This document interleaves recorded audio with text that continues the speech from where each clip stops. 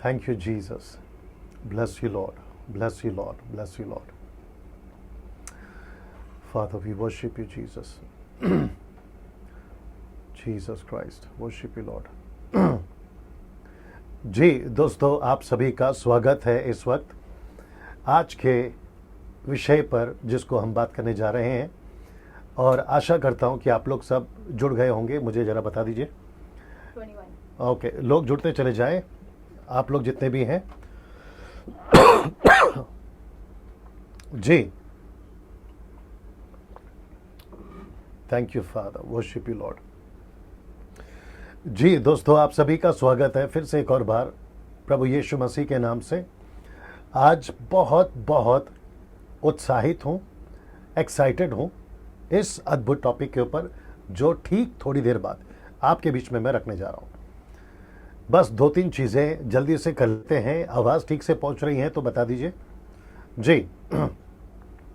और साथ ही साथ विजुअल क्लियर है अभी जो भी दिख रहा है अभी के लिए, वो भी आप बता दें। 106। ओके, और साथ ही साथ आप जहाँ से जुड़े हैं, आप जहाँ से देख रहे हैं, जिस कंट्री से, नेशन से, अपने भारत के देश से, और भारत के कौन से राज्य से आप देख रहे हैं, स्टेट से, उसको भी टाइप करें। और साथ ही साथ यदि आप मेरी कलीसिया से हैं, यानी कि ग्रेस मिनिस्ट्री फेलोशिप, आप उसको भी टाइप करें कि दैट है ना, आप मेरी कलीसिया से जुड़े हैं, देख रहे हैं, ताकि मेरे नॉलेज के लिए मैं जान सकूं कि आप लोग को भी ये बातें सीखने मिली है। साथ ही साथ मसीह मंथन बैठक व्हाट्सएप ग्रुप के जितने मेंबर्स हैं वो भी जो है बैठक, मसीह मंथन बैठक 1, 2, 3, 4 एंड ऑल्सो ए ग्रुप जहां पास्टर्स एंड लीडर्स हैं। सो रिक्वेस्ट करता हूं कि वो भी अपनी उपस्थिति दर्ज कराएं। साथ ही साथ क्या कहते हैं उसको, आप लोग जब कमेंट्स करते हैं, जो भी अभी बातें आएंगी, तो कमेंट्स बॉक्स पे प्रश्न नहीं पूछना है आपको। कमेंट्स बॉक्स में अपनी कोई भी ओपिनियन इसके प्रति जिसको आज मैं बताऊंगा वो नीचे टाइप नहीं करना है। मतलब आपको नहीं लिखना है कि इसका मतलब ऐसा है, उसका मतलब ऐसा है। जी नीता सिस्टर, अगर आप देख रही हैं तो आप जो हैं स्क्रिप्चर्स जब हम यहाँ से बोलेंगे, जो कि यहाँ तो दिखाएंगे, खैर आप अपनी तरफ से भी इंग्लिश और हिंदी दोनों डालते जाइएगा। उससे क्या होगा कि जो इंग्लिश वाले हैं वो देख सकते हैं, समझ सकते हैं, साथ ही साथ जो है वो हिंदी और इंग्लिश वाले भी सीख पाएंगे। जी दोस्तों, मैं और वेट कर रहा हूं कि कम से कम 500 के आसपास लोग जब जुड़ जाएंगे, 400-500 के आसपास जब लोग जुड़ जाएंगे, तो हम जो है बात को अपनी आगे ज़रूर बढ़ाएंगे। तो मैं रिक्वेस्ट करता हूं कि जल्दी जल्दी जुड़ जाएं। आप लोग जितने भी लोग हैं, आप शेयर करना अभी से शुरू कर दें। उससे क्या होगा कि जो लोग शायद भूल गए होंगे या फिर उनको नहीं पता होगा, वो लोग कनेक्ट हो जाएंगे। ठीक है ना। आज रविवार है और मैं जानता हूं कि सबके चर्चेस में अपने अपने प्रोग्राम होते होंगे, लेकिन उसके बावजूद भी आप लोग जो हैं मुझे देखते हैं, सुनते हैं, इसके लिए मैं परमेश्वर का धन्यवाद देता हूं। साथ ही साथ एक और बात याद आ रही है, वो यहाँ है कि पिछले रविवार का जो टॉपिक था, यानी कि दाखरस, पहला चमत्कार दाखरस क्यों, उसको अगर मैं गलत नहीं हूँ अभी तक, यानी 1 हफ्ते हो गए, उसको 25,000 के ऊपर लोग देख चुके हैं। फेसबुक के ऊपर, यूट्यूब के ऊपर भी 25,000 के ऊपर लोग, अगर मैं गलत नहीं हूँ मेरी याददाश्त के अनुसार, तो वहाँ पे भी हो चुके हैं। तो इसका मतलब है कि पिछले हफ्ते के जो टॉपिक था दाखरस ही पहला चमत्कार क्यों, उसको 50,000 सोशल मीडिया पे लोग देख चुके हैं। और उसके अलावा और कहाँ कहाँ देखते होंगे मुझे नहीं मालूम, लेकिन ये जो है हो चुका है। चलिए, अभी कितने लोग जुड़ गए हैं? 343। ओके, मैं वेट कर रहा हूँ कि कम से कम 400 का आंकड़ा एक बार जब पार हो जाए तो फिर हम जो है बात को अपनी शुरू कर देंगे। और फिर उसके बाद में मैं नहीं रुकूंगा, क्योंकि कम से कम मुझे लगता है आज 1.5 घंटा जो है मैं बात करूंगा, 1 आवर 30 मिनट्स या उसके भी आसपास बात करूंगा। लेकिन दोस्तों, मैं आपको यकीन दिला दूं, अद्भुत विषय है ये, अद्भुत टॉपिक है ये, और जिसको मैं समझता हूं कि कई सदियों से जो है इसके ऊपर चर्चा चली है, क्योंकि इसके ऊपर स्पष्ट, स्पेसिफिक, या फिर जिसको कहते हैं ना crystal statement, clear crystal statement, ऐसा स्क्रिप्चर जो है नहीं है, और जिसके चलते सबकी अपनी अपनी धारणाएं हैं, सबके अपने अपने कॉन्सेप्ट्स हैं। और मैं समझता हूं कि इसलिए ये इतना इंटरेस्टिंग टॉपिक है। सो जो कुछ मैंने 26 साल में, मेरी जो स्टडी है और जो कुछ परमेश्वर की पवित्र आत्मा ने मुझे मार्गदर्शन किया है, उन सभी को मैंने आपके बीच में रखा है। 400 का आंकड़ा पूरा हो चुका है दोस्तों, तो मैं समझता हूं कि अब यहां से मुझे जो है शुरू करना होगा। जी, मैं आखिरी बार फिर पूछ लेता हूं कि यहाँ सब कुछ ठीक है, आप लोगों को आवाज़ ठीक से आ रही है और आपको सब कुछ ठीक से दिख रहा है, तो आप लोग जो है हम बात को जो है आगे बढ़ाना शुरू करेंगे ना दोस्तों। जी दोस्तों, मैं समझता हूं कि ये जो टॉपिक है जिसको मैंने लिखा है आज का विषय, जी दोस्तों, ये चित्र अगर आपको दिख रहा होगा, ये चित्र आज का विषय, मेरी टीचिंग को मैं स्टार्ट कर रहा हूँ अभी यहाँ से।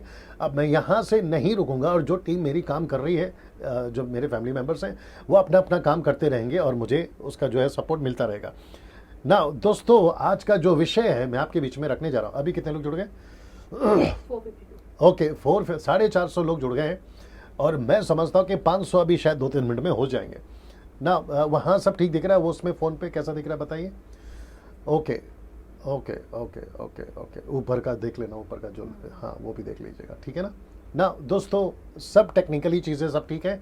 अब मैं यहाँ से शुरू हो रहा हूँ और मैं आशा करता हूँ कि आप लोग आखिर तक मेरे साथ में बने रहेंगे। आपको एक चीज़ करना है, ज़रा चेक कर लो, आपको एक चीज़ करना है कि आपको जैसे स्टार्ट होता है, मतलब अभी ये जो प्रोग्राम अभी स्टार्ट हो जाएगा टीचिंग, आपको जो है आखिर तक नहीं रुकना है या बीच में से नहीं उठना है और कोशिश करिए कि आप लोग जो है पूरा देख सकें, क्योंकि ये बहुत इंटरेस्टिंग है। और मैं पिछली हफ्ता कहा था, लास्ट वीक कहा था कि आपकी बाइबल पढ़ने की जो जिज्ञासा है, रुचि, इंटरेस्ट, वो बढ़ जाएगा और मैं समझता हुआ भी होगा। लेकिन वैसे ही आज का टॉपिक को भी सुनकर आपकी जो जिज्ञासा है बाइबल पढ़ने की, जानने की, वो भी बढ़ जाएगी। और मैं समझता हूँ कि उसके चलते, आप ऑन कर सकते हैं, मैं समझता हूँ कि उसके चलते आप लोग खूब बाइबल पढ़ने लगोगे और आपको भी प्यार हो जाएगा बाइबल से। खैर अभी तो है ही, लेकिन और हो जाएगा। फिर आप रहस्य को चेक करोगे, आप वेदों को जानोगे, आप बैठोगे प्रभु के पास में कि प्रभु ये सारी चीज़ें क्या है। और परमेश्वर जो है, या उसमें लिख के बताया करो ना, परमेश्वर जो है आपको हर चीज जो है अपने वचन से प्रकाशन देता रहेगा। इसलिए यीशु ने कहा है कि वो पवित्र आत्मा तुम्हें इसलिए दिया गया है ताकि वो तुम्हें वचन से बताए, वचन से सिखाए। चलिए दोस्तों, जहां तक मुझे पता चल रहा है टीम से कि 530 लोग अभी जुड़ चुके हैं और मैं उन सभी का धन्यवाद देता हूं जो 530 अभी मुझे देख रहे हैं। मैं रिक्वेस्ट करता हूं कि शेयर करते जाइए, इसको जो है शेयर करते जाइए। वापस आता हूं आज के टॉपिक के ऊपर और वह है दोस्तों, अभी यहां से शुरू हो जाएगा। अब मैं नहीं रुकूंगा और मेरी जो स्पीड है मैं उसको बैलेंस में रखूंगा ताकि आपको एक एक चीज समझा सकूं। चलिए, सबसे पहले आज का विषय है यह, परमेश्वर के पुत्र कौन थे, मनुष्य की पुत्रियां कौन थीं और दानव कौन थे। ये 3 विषय के ऊपर हम बात करेंगे। वापस आता हूं, परमेश्वर के पुत्र कौन थे, मनुष्यों की पुत्रियां कौन थीं और दानव कौन थे। इन 3 विषयों पर आज हम जो है चर्चा करेंगे।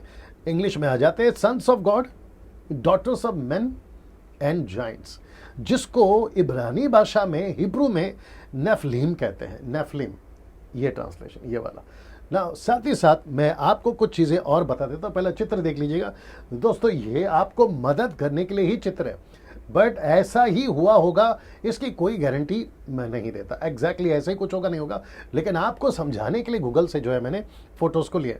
ये रहे स्वर्गदूत, ये रहे उनकी मनुष्य की पुत्रियाँ, और आप देख सकते हैं कि यहाँ पर बच्चे हुए हैं, उनको संतानें हुई हैं, शादियाँ हुई हैं, ये सारी चित्र है। और ये रहा दानव, जो कि मैंने अभी आपको कहा नेफिलिम, ये रहा दानव, उसके कुछ कुछ चित्र मैंने रखे हैं। और मैं वापस कहता हूं कि एग्जैक्टली ऐसा ही है, ऐसा कोई गारंटी मैं नहीं देता, लेकिन आपको समझाने के लिए, क्योंकि जाइंट्स वर्ड यूज किया गया है, दानव शब्द इस्तेमाल हुआ है इब्रानियों के किताब, इब्रानियों के हिब्रू के ट्रांसलेशन के हिसाब से। और मैं समझता हूं कि वहां लिखा है कि लंबे चौड़े, जिनकी दीवारें बड़ी बड़ी होती थी, वो सभी चीज़ों को जो है मैं जोड़कर आपसे बात कर रहा हूँ ना। दोस्तों, ये जो स्लाइड है और इसके बाद का 2 स्लाइड और है, आप सभी को अभी ध्यान से देखना। मैं समझता हूं कि 600 का आंकड़ा क्रॉस हो चुका है मात्र 10 मिनट में। तो वो सभी 600 लोग जो अभी मुझे देख रहे हैं, आप शेयर करते जाइए, इसको शेयर करते जाइएगा ताकि जो चीज़ों को जो दूसरे लोग हैं वो भी देख सके। मैं चाहता हूं कि ये जो स्लाइड है इसको देख लीजिएगा। आज का टॉपिक, खास करके आज का टॉपिक, अक्सर तो मैं बात करता ही हूँ, लेकिन उसके बावजूद भी लोग नहीं समझते, मैं कुछ नहीं कर सकता। लेकिन कम से कम आज के टॉपिक के ऊपर मैं सख्ती से बोलना चाहता हूं। आज का विषय, मिल्क ड्रिंकिंग क्रिश्चियंस उसको ना देखें। जी, जिसको कहते हैं कि दूध पीते बच्चे, आज के टॉपिक को, आज का जो विषय है, परमेश्वर के पुत्र कौन थे, मनुष्य की पुत्रियां कौन थी और दानव कौन थे, उसको जो है मिल्क ड्रिंकिंग क्रिश्चियंस वाले ना देखें। साथ ही साथ अधूरे ज्ञान के सेवक भी इसको ना देखें। ना मैं चाहता हूं कि ऐसा क्यों, मैं वापस आता हूं कि मिल्क ड्रिंकिंग क्रिश्चियन वाले और अधूरे ज्ञान वाले सेवक इसको ना देखें। अगर देखना है, बड़े ध्यान से देखिएगा, अगर देखना है तो चुपचाप से देखें, सीधी बात है। ना तो कोई कमेंट्स करें उल्टा सीधा, ना फिर अपना ज्ञान मेरे मैसेज पे। और यूट्यूब वालों, आपको भी कह रहा हूं, जो आप लोग देखते हो, मेरे जो सब्सक्राइबर्स हैं उसमें से कुछ लोग ऐसे भी हैं जो अपना अपना ज्ञान मेरे कमेंट्स बॉक्स में डालते रहते हैं और दूसरों की वीडियो का लिंक भी जो है उसमें डाल देते हैं और कहते हैं कि आपको उसको देखना है, दूसरों की वीडियो। अब मुझे नहीं पता ऐसा क्यों करते हैं, आप देखिए, आपको जो करना है आप करिए। मैं किसी के वीडियो पे बात नहीं करता हूं, मैं किसी के ऊपर टिप्पणी नहीं करता, तो फिर मेरे वीडियो पे क्यों? तो उससे आपको बचना है। वो इसलिए बचना है क्योंकि मेरे जो प्रचार हैं उसको अविश्वासी लोग भी देखते हैं। मेरे जो फैमिली मेंबर्स हैं, उनके दोस्त, मेरे खुद के दोस्त, अरब कंट्रीज से मेरे कुछ लोग दोस्त, वो भी देखते हैं जो अविश्वासी हैं। और उसके चलते क्या होता है, वो फिर कंफ्यूजन हो जाता है कि मसीहों में चल क्या रहा है। तो उससे बचने के लिए ये सारी चीज़ें मैं कर रहा हूँ ना। ये जो चित्र है आपको याद आ जाएगा अभी, ये आपको समझाने के लिए मैंने डाला है बीज बोने वाले का एग्जाम्पल, जहाँ पे यीशु मसीह ने उदाहरण दिया था 4 प्रकार के बीज को बोने के बारे में। तो वहाँ पर यीशु मसीह ने यीशु मसीह के चेलों को यीशु मसीह ने क्या कहा देखिएगा। कहते हैं कि उसने उत्तर दिया कि तुमको, यानी कि चेलों को, स्वर्ग के राज्य के भेदों की समझ दी गई। मतलब स्वर्ग के राज्य की भेदों की समझ दी गई है, पर आगे क्या लिखता है, पर उनको नहीं दी गई है।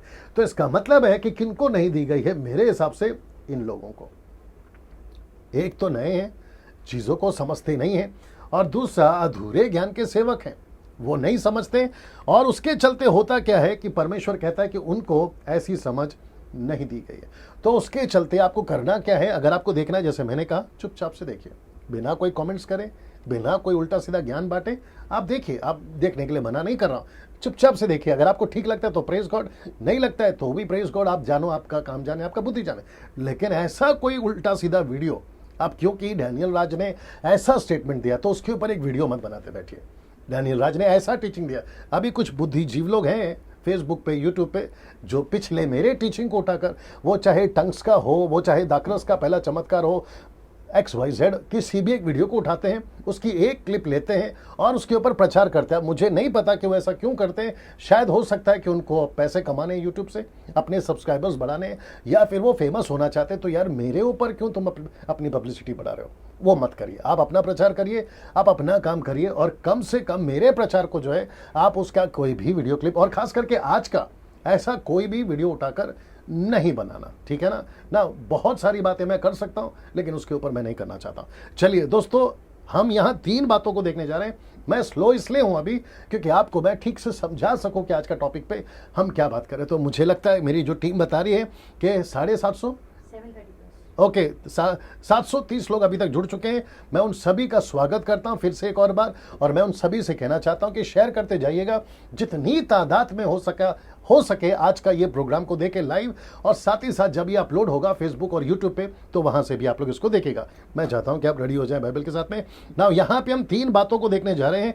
परमेश्वर के पुत्र कौन है, मनुष्य की पुत्रियां कौन है, और दानव कौन है। इन 3 विषयों पर दोस्तों आज हम यहां से बात करने जा रहे हैं। और मैं चाहता हूं कि दोस्तों अब यहां से मेरी स्पीड बढ़ेगी, अब यहां से बहुत सारी चीजें आएंगी, और मैं परमेश्वर में आपको यकीन दिलाता हूं, आखिर तक बने रहना। आज का जो विषय है यह आपके दिमाग को हिला देगा। ऐसी बहुत सारी बातें आपके बीच में रखने जा रहा हूं जिसको मैंने खुद भी 26 साल के मिनिस्ट्री में मैंने खुद भी कभी प्रचार नहीं किया, और मैंने कभी खुद भी उतनी गहराई से इसके अंदर नहीं गया ना। उसके पहले ये चित्र देख लीजिए। अब आप लोग सोच रहे होंगे कि दोस्तों ये चित्र क्या है, पहले देख लीजिए। और आप शायद सोच रहे होंगे कि पास्टर डैनियल ये आपने चित्र क्यों रखा है। तो मैं आपको जल्दी से बता दूं ये व्यक्ति कर क्या रहा है, ठीक है ना। तो ये व्यक्ति कर रहा है जिसको इंग्लिश में लिखा है डिगिंग मड, मट्टी खोद रहा है।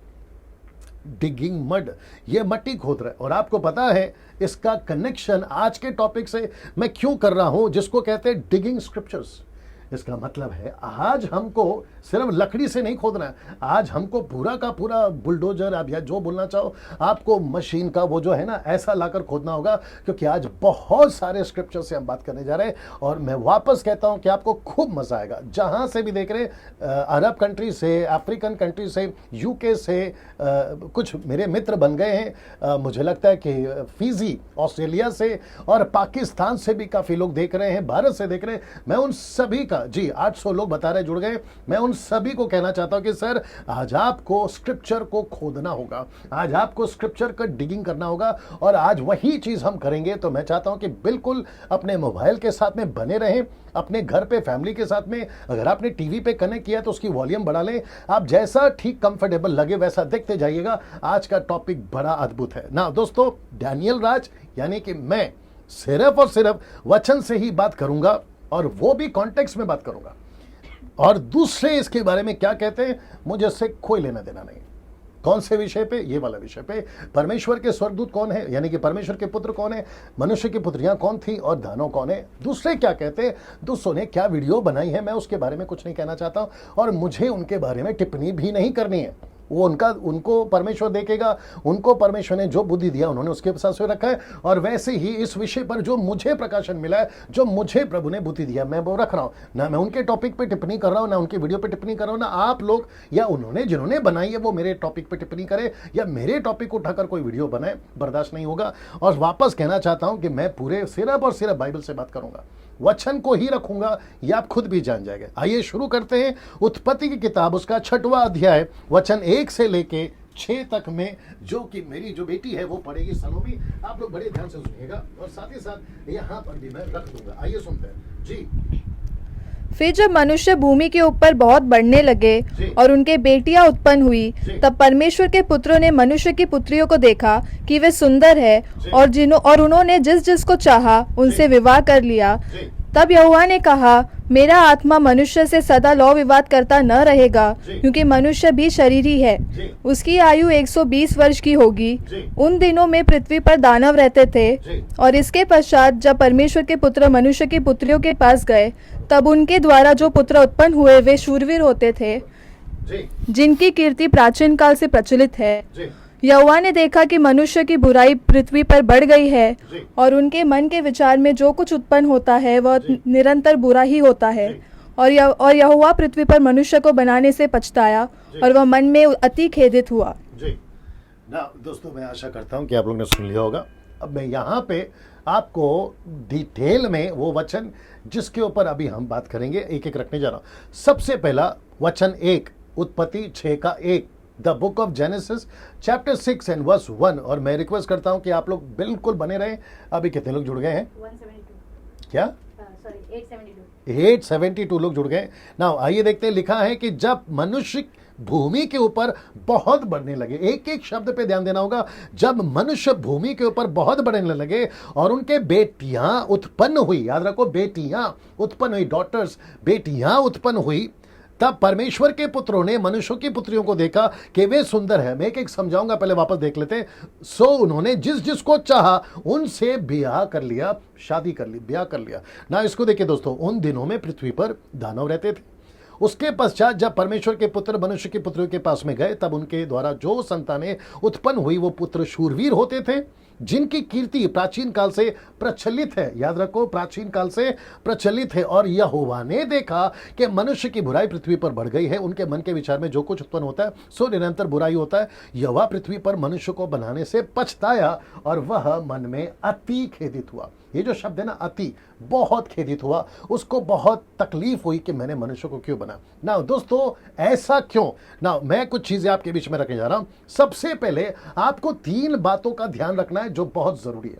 मैं वापस कहता हूं, 3 बातें जो बहुत जरूरी है। सबसे पहला, किसने लिखा जी किसने लिखा, इसको जो लेखक है, इसको किसने लिखा या किसको लिखा या किसने लिखा? मूसा। इसका जो लेखक है वो है मूसा। दूसरा, जब ये सब हो रहा था तो मूसा प्रत्यक्ष रूप में विजिबल, प्रत्यक्ष रूप में मूसा वहां नहीं था। किसको? जब उत्पत्ति की घटना को वो लिख रहा है, क्योंकि परमेश्वर उसको कहता था, मूसा लिखता था। मूसा को परमेश्वर बताता था, मूसा लिखता था। और याद रखो, मूसा ने 5 किताबें लिखी, उसका जिक्र किया। ये रहा तीसरा जो कि बहुत इंपॉर्टेंट है, अभी जो आपको सबसे ज्यादा ध्यान देना है वहां है आप जो पढ़ रहे हो, यानी कि अभी, और जिसको मैं प्रचार कर रहा हूं, या फिर मूसा की जो भी किताबों का जिक्र हम कर रहे हैं, वो जो जब आप पढ़ रहे हो, ये कॉपीज ऑफ कॉपी है। मैं रिपीट करता हूं, ये कॉपीज ऑफ कॉपी है, मतलब ट्रांसलेशन है। ये ट्रांसलेशन से, क्योंकि हमारे पास में ओरिजिनल, जिसको कहते हैं मैन्युस्क्रिप्ट, ओरिजिनल नहीं है। मैं वापस कहता हूं, मैन्युस्क्रिप्ट ओरिजिनल नहीं है। अभी वर्तमान में जब लिखा गया था तो उसकी कॉपीज ऑफ कॉपी है।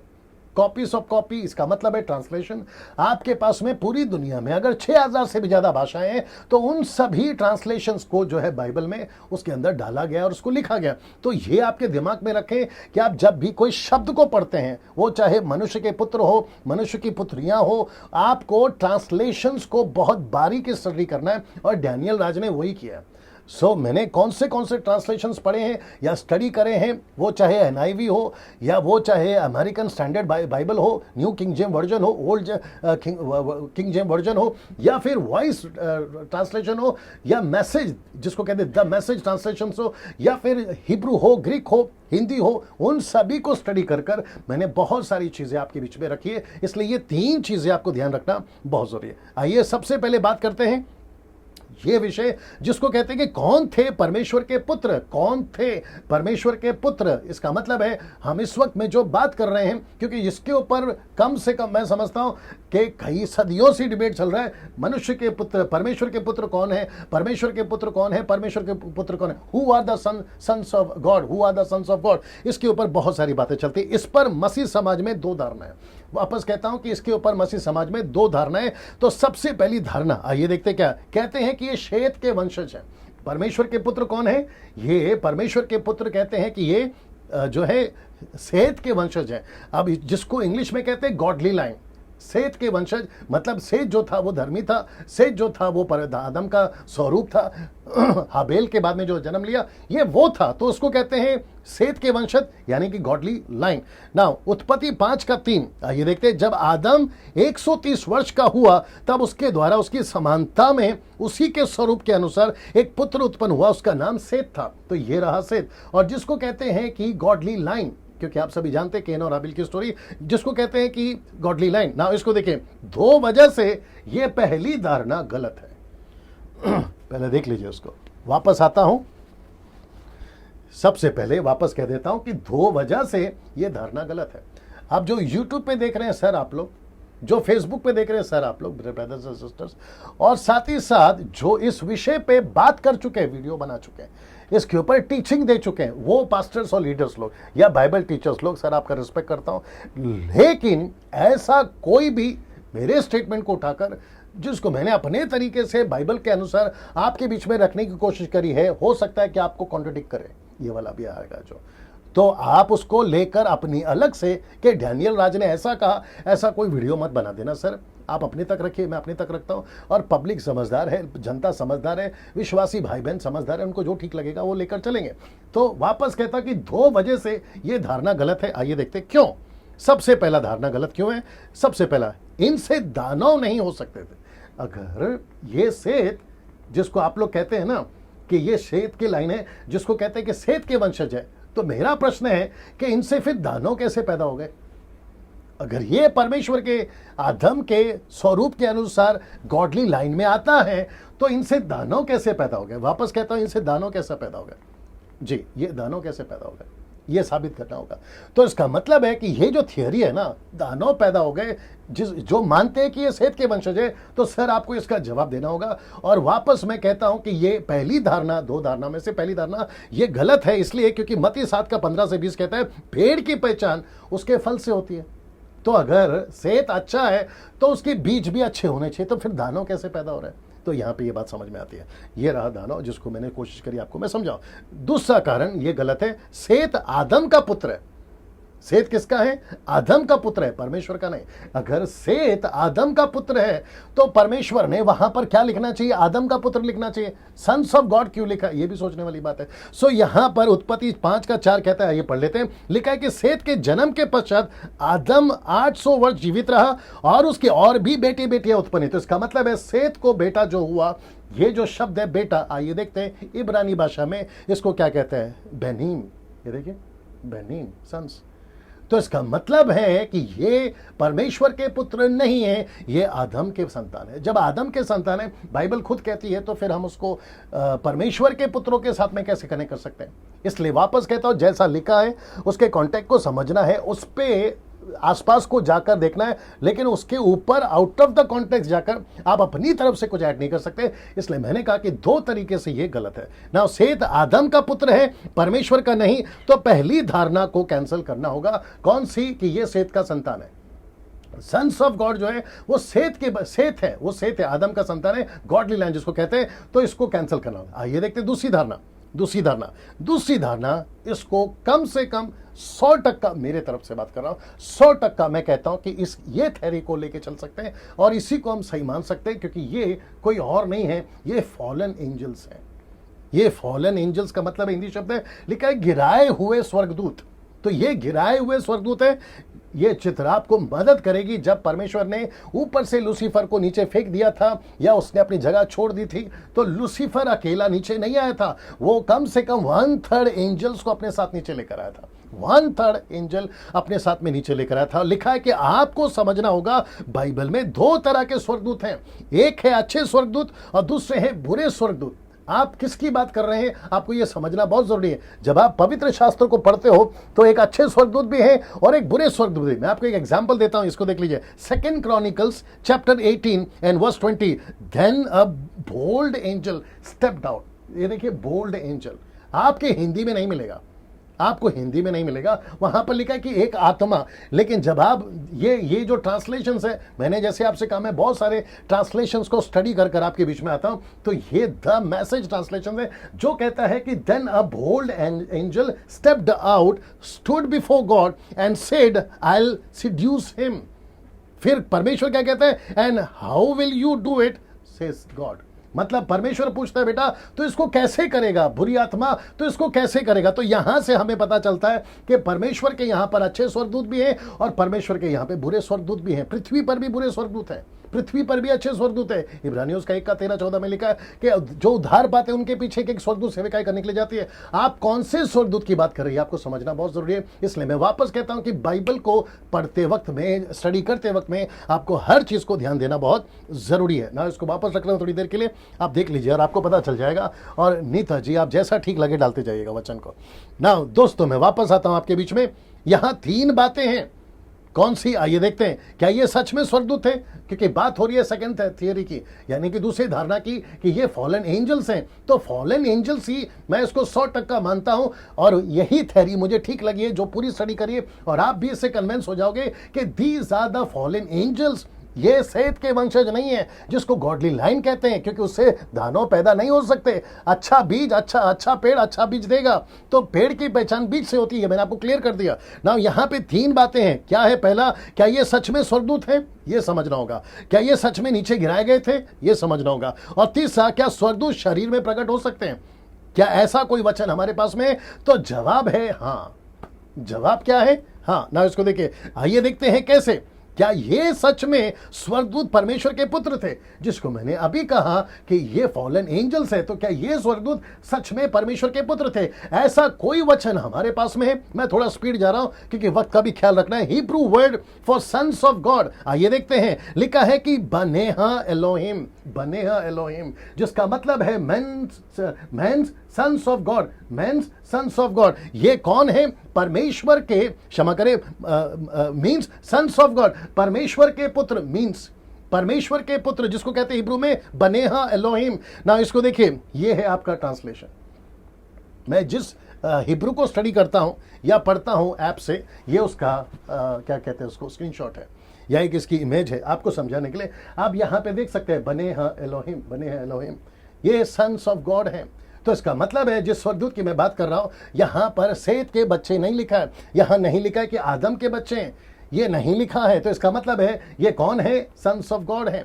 तो इसका मतलब है परमेश्वर स्वर्गदूतों को अपना पुत्र कहता है। तो इसके बारे में कहां लिखा है? तो 3 जगहों पर अय्यूब के ही पुस्तक में 3 बार परमेश्वर के पुत्र, परमेश्वर के पुत्र, परमेश्वर के पुत्र है। अय्यूब की किताब उसका पहला 2 वचन 6, अय्यूब की किताब उसका दूसरा 2 वचन 1 और अय्यूब की किताब उसका 38 का 7। और सेम ट्रांसलेशन है। कौन सा ट्रांसलेशन? ये वाला, बने हैं एलोहिम। तो इसका मतलब है कि ये स्वर्गदूत परमेश्वर के पुत्र, ऐसा लिखता है ना। इसको देखिए, कुछ लोगों की ये ट्रांसलेशन भी देख लीजिए। अब आप पूछ सकते हैं कि पास से डैनियल सेम ट्रांसलेशन है, तो ये रहा उसका प्रूफ, ये रहा उसका प्रूफ। अभी कितने लोग देख रहे हैं बताइए? ये रहा 1 ओके, कम से कम 1000 लोग देख रहे हैं। मैं उन सभी का स्वागत करता हूं और रिक्वेस्ट करता हूं कि सर आप जितना हो सकता है शेयर करते जाइएगा ना। वापस आते हैं, उसको ऑन कर लीजिए, वापस आते हैं। ये तीनों ट्रांसलेशंस जो कि मैं आपके बीच में रख दिया हूं ना, इसको देखिए। लेकिन कुछ अधूरे ज्ञान वाले इस बात को नहीं मानते। अब वो क्यों नहीं मानते, उसकी भी एक थियरी दे रहा हूं। आइए देखते हैं कौन सा। वो कहते हैं इस वचन के अनुसार, कौन से वचन के अनुसार? इब्रानियों 1:5, जो कि लिखा है क्योंकि स्वर्गदूतों में से उसने कब किससे कहा कि तू मेरा पुत्र है। तो इसका मतलब है स्वर्गदूतों में से उसने कब किससे कहा। अब आपको इसका कॉन्टेक्स्ट समझना होगा। आप जितने ऐसा प्रचार करते हैं क्योंकि वो कहते हैं इस वचन के अनुसार कि ये सेत की संतान है, ये स्वर्गदूत की संतान है, स्वर्गदूत नहीं है, ये परमेश्वर की संतान नहीं है, जिसको मैं अभी आपके बीच में रख चुका हूं, ये वाला ये नहीं है। तो मैं उनसे पूछूंगा कि सर अगर ऐसी बात है तो मुझे प्लीज बताइए दानव कैसे पैदा हो गए। अगर दानव पैदा हो गए उनके विवाह के संबंध से, जो कि मैं आपको बीच में रखूंगा, उनके शारीरिक संबंध से, तो फिर मेरा प्रश्न उठता है क्या दानव जो पैदा हो गए वो सेत ऐसा था कि उससे दानव पैदा हो गए?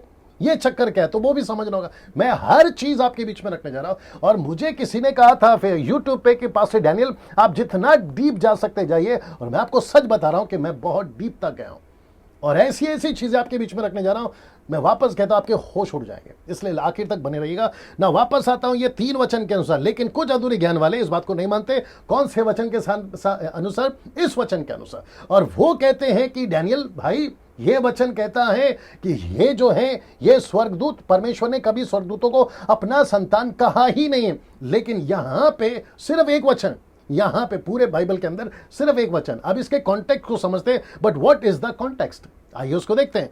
तो इब्रानियों की किताब 1:5 और इब्रानियों की किताब 1:13, एक ही चैप्टर में पौलुस का लिखने का, इसका लेखक पौलुस अगर है तो अगर क्या पूरी तरह से है, इसका 2 वचन को लेकर आपको समझना होगा कि कॉन्टेक्स्ट क्या है। तो सबसे पहले वापस आते हैं, क्योंकि अच्छा पढ़ने में भी फर्क आता है साहब। आप एक ही वचन पढ़ोगे, दूसरा नहीं पढ़ोगे और कॉन्टेक्स्ट को नहीं समझोगे कि तो गई भैंस पानी में। आइए देखते क्या लिखा है। क्योंकि स्वर्गदूतों में से उसने कब किससे कहा कि तू मेरा पुत्र है, आज तू मुझसे उत्पन्न हुआ है, मेरे फिर यहाँ की मैं उसका पिता हूं और वह मेरा पुत्र होगा। अब इसको देखिए, यह है कॉन्टेक्स्ट।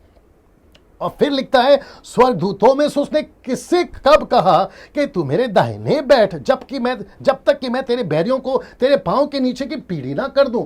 तो इसका मतलब है कॉन्टेक्स्ट क्या है, यहां पर यीशु को हाईलाइट कर रहा है, स्वर्गदूत को नहीं। तो स्वर्गदूत और यीशु को रखकर पौलुस कहता है कि उसने यीशु को ऊंचा कहा। रहने दो, यीशु को ऊंचा रखा। उसने कहा कि यीशु को पुत्र का, स्वर्गदूत को नहीं। कॉन्टेक्स्ट को समझना होगा। यीशु से कहा कि तू मेरे दाहिने बैठ, स्वर्गदूत को नहीं। यीशु को कहा कि तेरे पांव के नीचे मैं शत्रु को लाऊंगा, स्वर्गदूत के नहीं। तो स्वर्गदूत को रखकर कहता है कि यीशु को रखकर कहता है स्वर्गदूत के बारे में कि उसको नहीं कहा कि ये पुत्र है, यीशु को कहा कि ये पुत्र है। ये है कॉन्टेक्स्ट।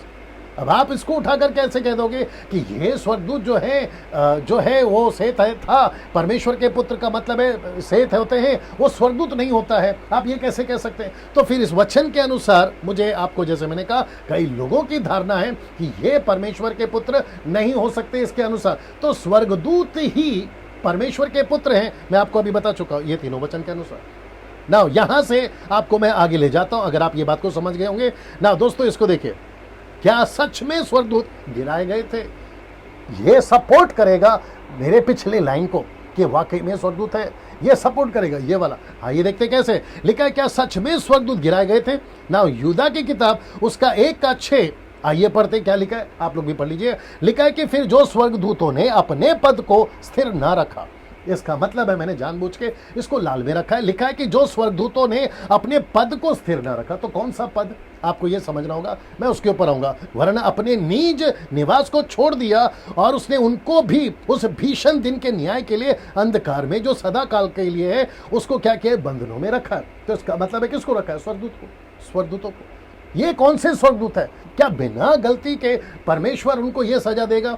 तो ये कौन से स्वर्गदूत है जो अपनी जगह को छोड़ दिए, जिसको कहते हैं फॉलन?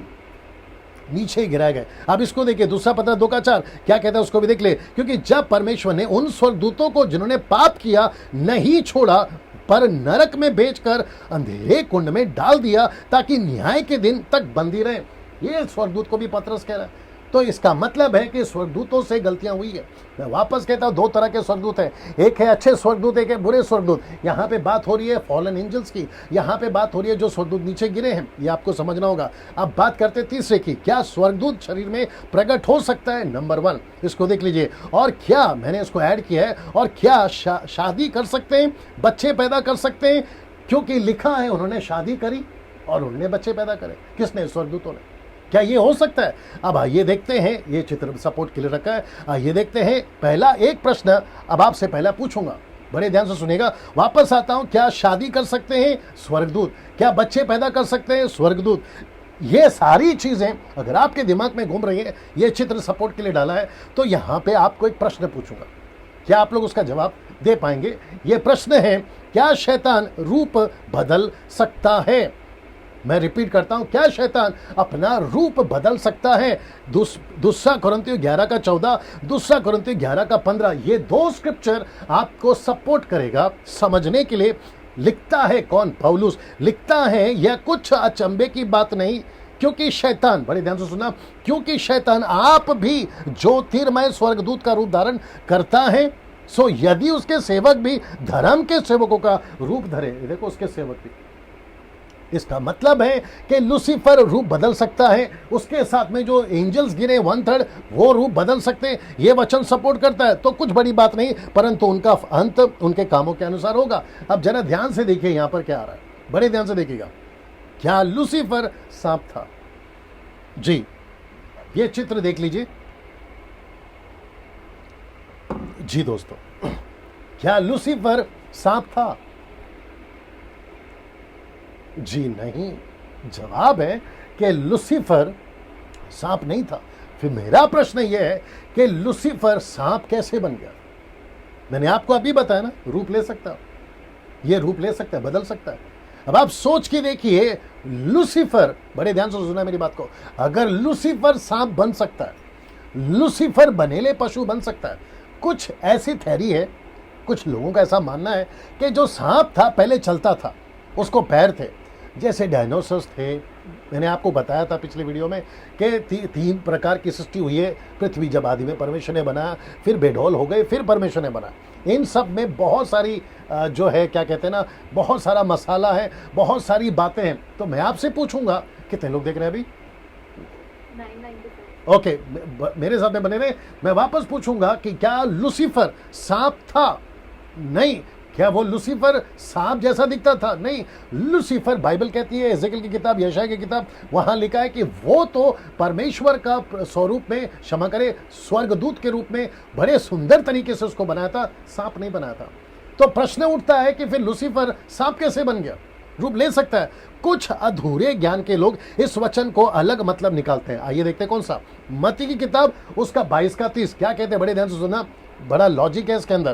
कहते हैं क्योंकि जी उठने पर ब्याह शादी ना होगी, परंतु वे स्वर्ग में परमेश्वर के दूतों की नहीं होंगे। तो मतलब स्वर्ग में शादी नहीं होती। जब स्वर्ग में शादी नहीं होती तो स्वर्गदूत शादी कैसे कर लिए? यह प्रश्न उठता है यहाँ पर। स्वर्गदूत शादी कैसे कर लिए? देखिए, स्वर्गदूत शादी कैसे कर लिए, लिखा है ना शादियां की।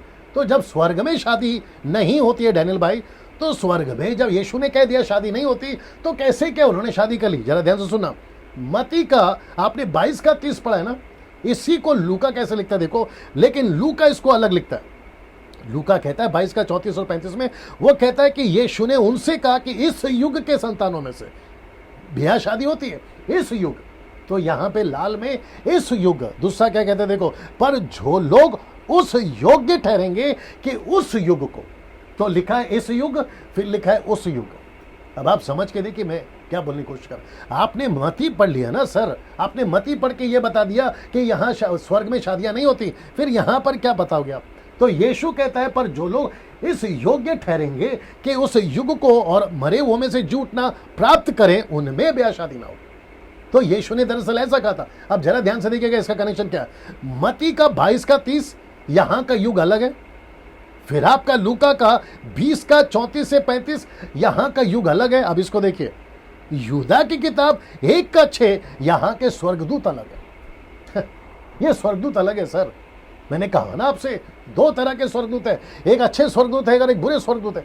फिर यीशु जिसकी बात कर रहा है यहाँ पे, ये वो लोग हैं जिन्होंने अपनी जगह छोड़ी दी।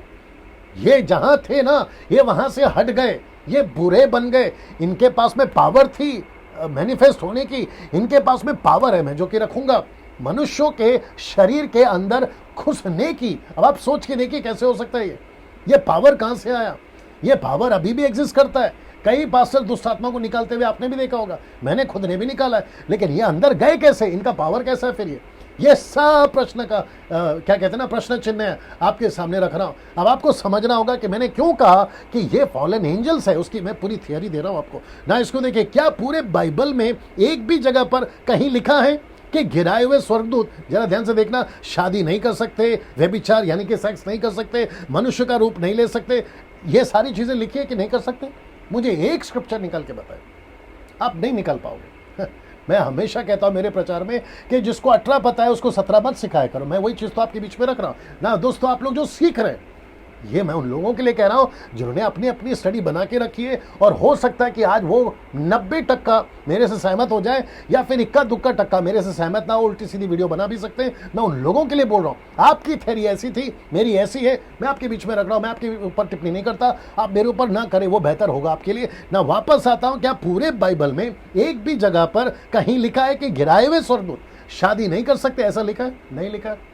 क्या वो सेक्स नहीं कर सकते? ऐसा लिखा है? नहीं लिखा है। मनुष्य का रूप नहीं ले सकते? ऐसा लिखा है? नहीं लिखा है। तो इसका मतलब है जो चीज को बाइबल कहती नहीं है, आप ऐड क्यों कर रहे हो?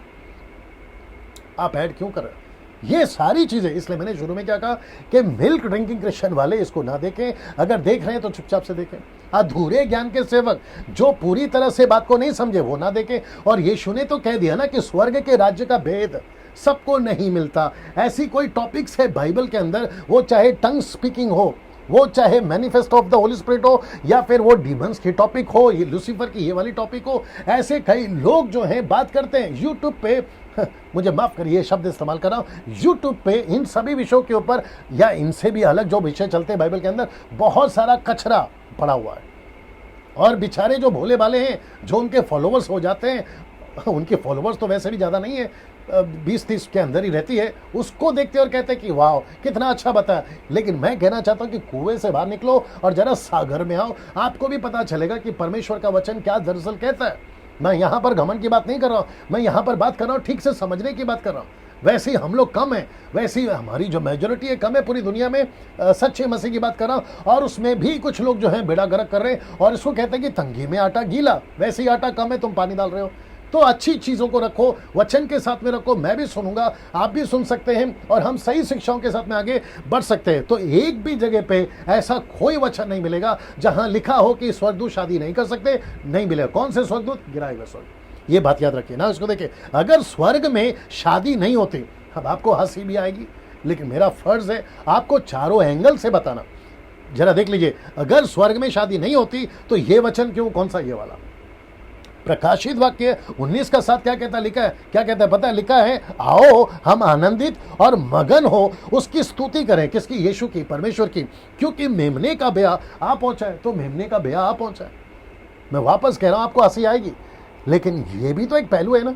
अगर आप एक पहलू उठाओगे कि स्वर्ग में शादियां ही नहीं होती, क्योंकि लिखा है ना मती का 20 का आपको जो मैंने पढ़वाया, वो कहते हैं वहां शादियां ही नहीं होती। तो जब शादी नहीं होती तो फिर ये क्या है यार? शादी होती है, यीशु की शादी होगी उसकी कलीसिया से, यीशु ने कहा है ना। लेकिन आप जब पढ़ते हो तो एक पहलू मत पढ़ा करो, इसलिए ये वचन को डाला ना। यहाँ पे देखिए, ये चित्र अगर आपको याद होगा, मैं कुछ सेकंड रख रहा हूं इसको, आप देख लीजिएगा। यहाँ सब ठीक है, 1K प्लस है, क्या है? 1.1K। ओके, इसका मतलब क्या है? ठीक है ना। जितने लोग देख रहे हैं दोस्तों, मुझे बताया जा रहा है कि कम से कम 1K प्लस है, मतलब 1000 के ऊपर लोग देख रहे हैं। मैं उन सभी का स्वागत करता हूं। परमेश्वर आपको आशीष दे। खूब शेयर करिए, वीडियो जब अपलोड हो जाएगा तो भी फॉरवर्ड करते जाइए, कम से कम 1 हफ्ते तक, क्योंकि अद्भुत चीजें आ रही है ना। ये चित्र देख लीजिए दोस्तों, आपको थोड़ा सा याद आ गया होगा कि स्वर्गदूत जो हैं वो क्या क्या कर सकते हैं। मैंने अभी बताया ना, क्या वो गलत काम कर सकते हैं कि नहीं कर सकते, मैं उसी के ऊपर आ रहा हूं। कि ये स्वर्गदूत कौन है, फॉलन एंजल्स है। तो उसका एक कड़ी और जोड़ रहा हूं, लूत और उसके समय के साथ में क्या हुआ। देखिए, ये वो स्वर्गदूत हैं जो परमेश्वर ने ऊपर से भेजे थे। याद रखो, स्वर्गदूत है और स्वर्गदूत लूत से बात कर रहे हैं, लूत को समझा रहे हैं। और ये जो चित्र है, यहां पे वहां के लोग कह रहे हैं कि जो दो पुरुष अभी अभी तुम्हारे पास है, मैं आपको पढ़वा देता हूं। लिखा है लूका उत्पत्ति किताब उसका 19:5 में लिखा है कि लूत को पुकार कर कहने लगे कि जो पुरुष, तो ये पुरुष है क्या, ये स्वर्गदूत है ना, तो वहां के लोगों को ये पुरुष कैसे दिख रहे हैं, सोच के देखिए आप। तो इसका मतलब है कि वहां के लोगों ने सिर्फ इनको पुरुष नहीं कहा। आइए देखते हैं और क्या क्या वो कहते हैं कि आज रात को तेरे पास आए हैं, वे कहां हैं, वो दो पुरुष कहां हैं, उनको हमारे पास भेज ताकि हम उनके साथ में भोग करें। मतलब गलत काम करें, किसके साथ में, इन स्वर्गदूतों के साथ में जो उनको पुरुष दिखाई दे रहे। Can you believe this? ये सब होता था ओल्ड टेस्टमेंट में, ये सब घटा था लूत के टाइम पे, ये सब घटा था मूसा और अब्राहम के time. Can you believe this? फिर ये क्या है, अगर स्वर्गदूत के पास में शरीर नहीं है, ये कहां से आ गया? तो सोच के देखिए, अगर अच्छे स्वर्गदूत ऐसे प्रकट हो सकते हैं तो बुरे स्वर्गदूत कितना प्रकट हो सकते हैं, आपको ये समझना होगा ना। इब्रानियों किताब उसका 13 ये आपको थोड़ा हेल्प करेगा। और आज वक्त को मैं भी नहीं देख रहा हूं, आप भी मत देखिए, सिर्फ सीखते जाइए, बहुत सारा मसाला आएगा आज आपके लिए। इब्रानियों किताब उसका 13 क्या कहता है, लिखा है कि पहुनाई करना ना भूलना, क्योंकि इसके द्वारा कितनों ने, अब जरा शब्द देखिए, लिखा है कि अनजाने स्वर्गदूतों की सेवकाई कर दी। ये स्वर्गदूत कौन है जिसकी पौलुस कहता है कि तुमने अनजाने स्वर्गदूतों की सेवकाई कर दी? ये कौन से स्वर्गदूत है? इसका मतलब है कि स्वर्गदूतों ने रूप बदला, मनुष्य के रूप में आए, आपके घर पर आए, आपके पास में बैठ के खाना तक खाए, आपके हाय हेलो तक करा, और कहता है कि न जाने कितने अनजाने स्वर्गदूतों की तुमने सेवकाई कर दी या पहुनाई कर दी, जिसको इंग्लिश में कहते हैं हॉस्पिटैलिटी कर दी। अब आपको यह समझना होगा, इसको देखिए, यीशु ने कहा था मनुष्य स्वर्गदूतों की नहीं होगा। किसने कहा था? यीशु ने कहा था। आइए देखते हैं कैसे कहा था। मत्ती का 22:30, परंतु वे स्वर्ग में परमेश्वर के दूतों की नहीं होंगे, लाइक एंजल, इंग्लिश वर्ड है। अब इसको देखिए, आपने कभी, मुझे नहीं लगता है, मैंने भी 26 साल में पहली बार पता लगा कि जो मन्ना गिरता था ना ऊपर से खाना, ये किसका खाना था। आइए देखते हैं, भजन संहिता 78:25 कहता है, उनको शूरवीरों की सी रोटी मिली, उसने उनको मनमाना भोजन दिया। मनमाना भोजन, ये किसकी रोटी है, ये किसका खाना है? Whose food was this? आइए देखते क्या लिखा है। लिखा है कि they ate the bread of mighty angels। अब आप सोच के देखिए, ये किसका खाना खाते थे? यहाँ पे ये किसका खाना खाते थे? भजन संहिता कहता है ये स्वर्गदूतों का खाना खाते थे। स्वर्गदूतों का खाना, आप सोच रहे हैं, आप समझ रहे हैं, ये सब आपके बाइबल में। मैं बताने की क्या कोशिश कर रहा हूं कि स्वर्गदूत प्रकट हो सकते हैं, स्वर्गदूत मनुष्य बन सकते हैं, स्वर्गदूत शादियां कर सकते हैं, जो कि मैं भी आपके बीच में रखूंगा। स्वर्गदूत आपके बीच में आ सकते हैं, जिसको पौलुस भी कहते हैं आत्मिक दुनिया है सर, इसलिए लिखा है आत्मा की बातें आत्मिक व्यक्ति ही जान सकता है। हम आत्मिक दुनिया में, इफिसियों के 6:10 से कहता है कि हमारी लड़ाई मांस और लहू से नहीं है, हमारी लड़ाई अंधकार की ताकतों से। तो हम आत्मिक दुनिया में दोस्तों ना, इसको देखिए, एक और बात साबित करती है कि गिराए हुए ही स्वर्गदूत हैं, ये they are the fallen angel. कौन सी बात, अभी बताता हूं ना, इसको देखिए। और वहां है गिराए हुए स्वर्गदूतों का पाप। इसको थोड़ा देर रखना हो, देख लीजिएगा जी, ये कौन से पाप है? लिखा है गिराए हुए स्वर्गदूतों का पाप। आइए देखते हैं कौन सा पाप। इसको दूसरा पत्र 2 क्या कहता है? लिखा है क्योंकि जब परमेश्वर ने उन स्वर्गदूतों को, शब्द पे ध्यान दीजिए, लिखा है कि जिन्होंने पाप किया। कौन सा पाप किया था इन्होंने? कॉन्टेक्स्ट में देख लीजिए, नूह का समय और लूत का समय। कौन सा समय? नूह का समय और लूत का समय, कॉन्टेक्स्ट है इसके साथ में।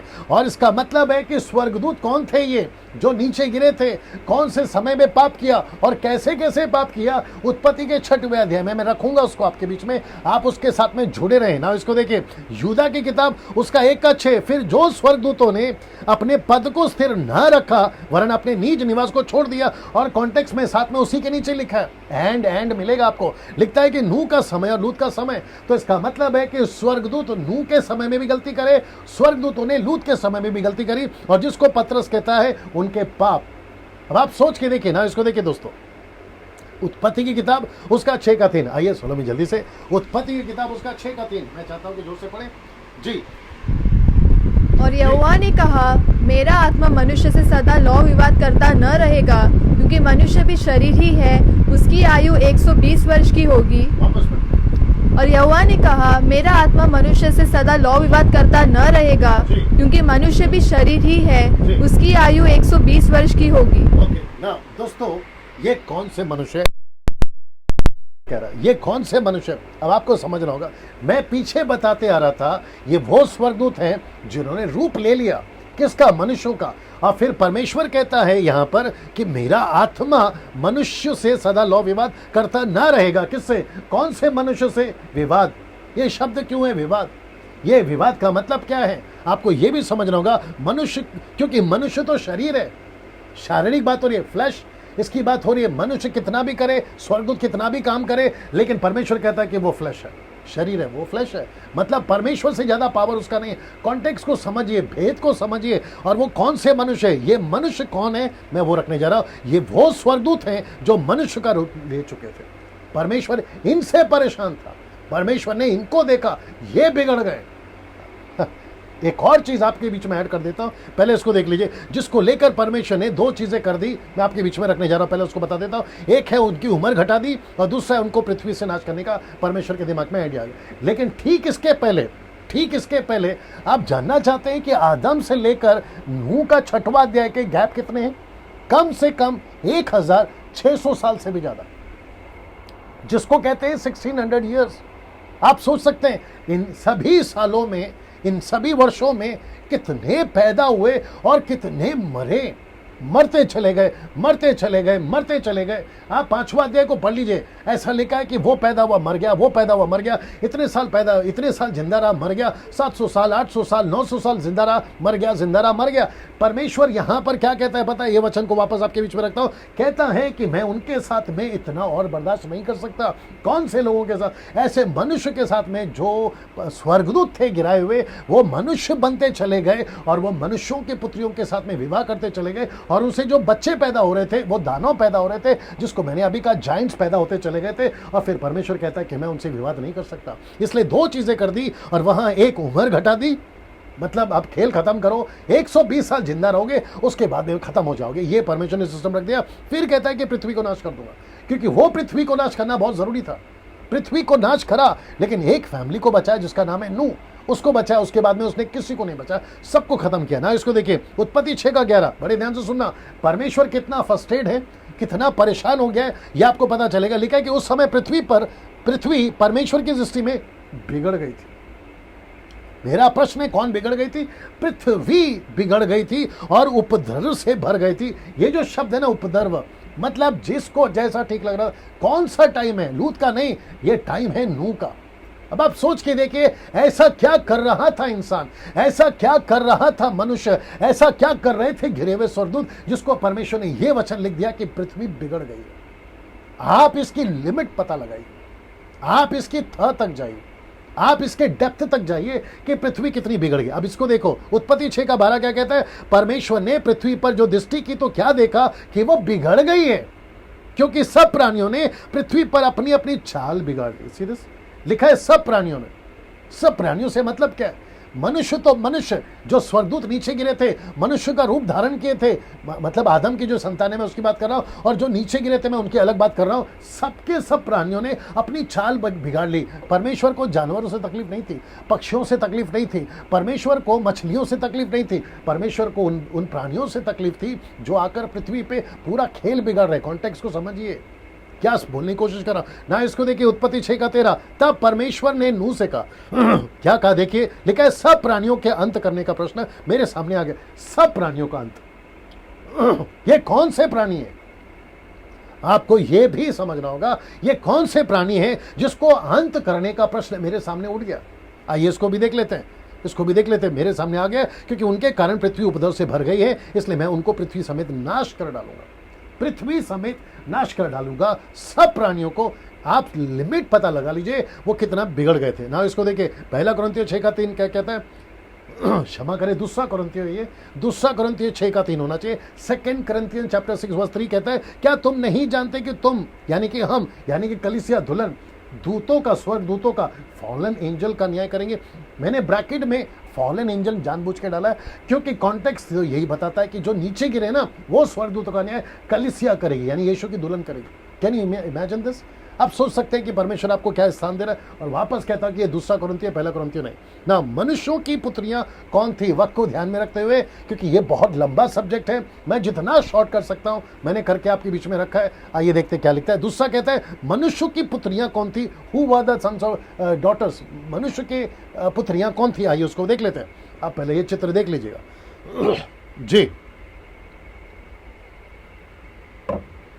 जी दोस्तों, ना ये चित्र अगर आपने देख लिया है, कुछ कहते हैं ये कैन की वंशज थी, जिसको कहते हैं कि अनगॉडली लाइन। कैन गलत था ना, उसने गलत काम किया ना। गलत काम क्या था? उसने अपने भाई का कत्ल किया, तो वो एक गलती उससे हुई है और वो गलत है।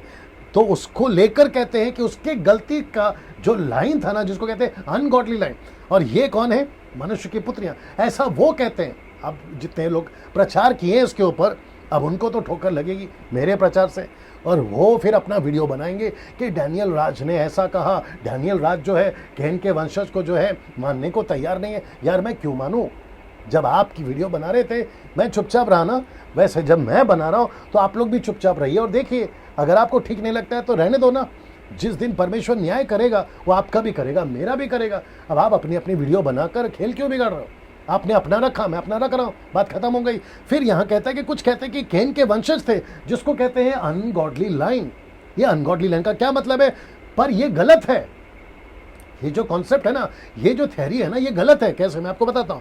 हिब्रू ट्रांसलेशन क्या कहता है उसको समझना। याद रखो मैंने क्या कहा था, मैं जो भी बात करूंगा बाइबल से करूंगा। मैंने कहा था कि नहीं कहा था?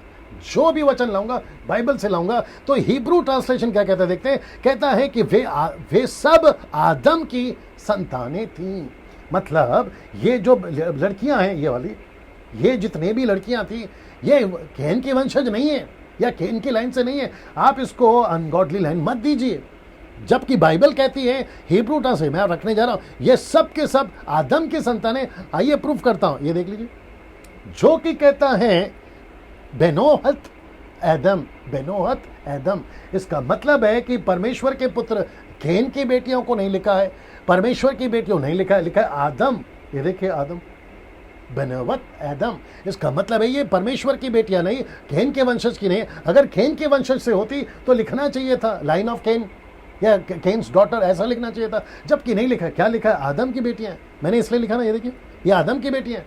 तो आप इसको कैन का कैसे कर सकते हैं ना? इसको देखिए दोस्तों, दानव कौन थे?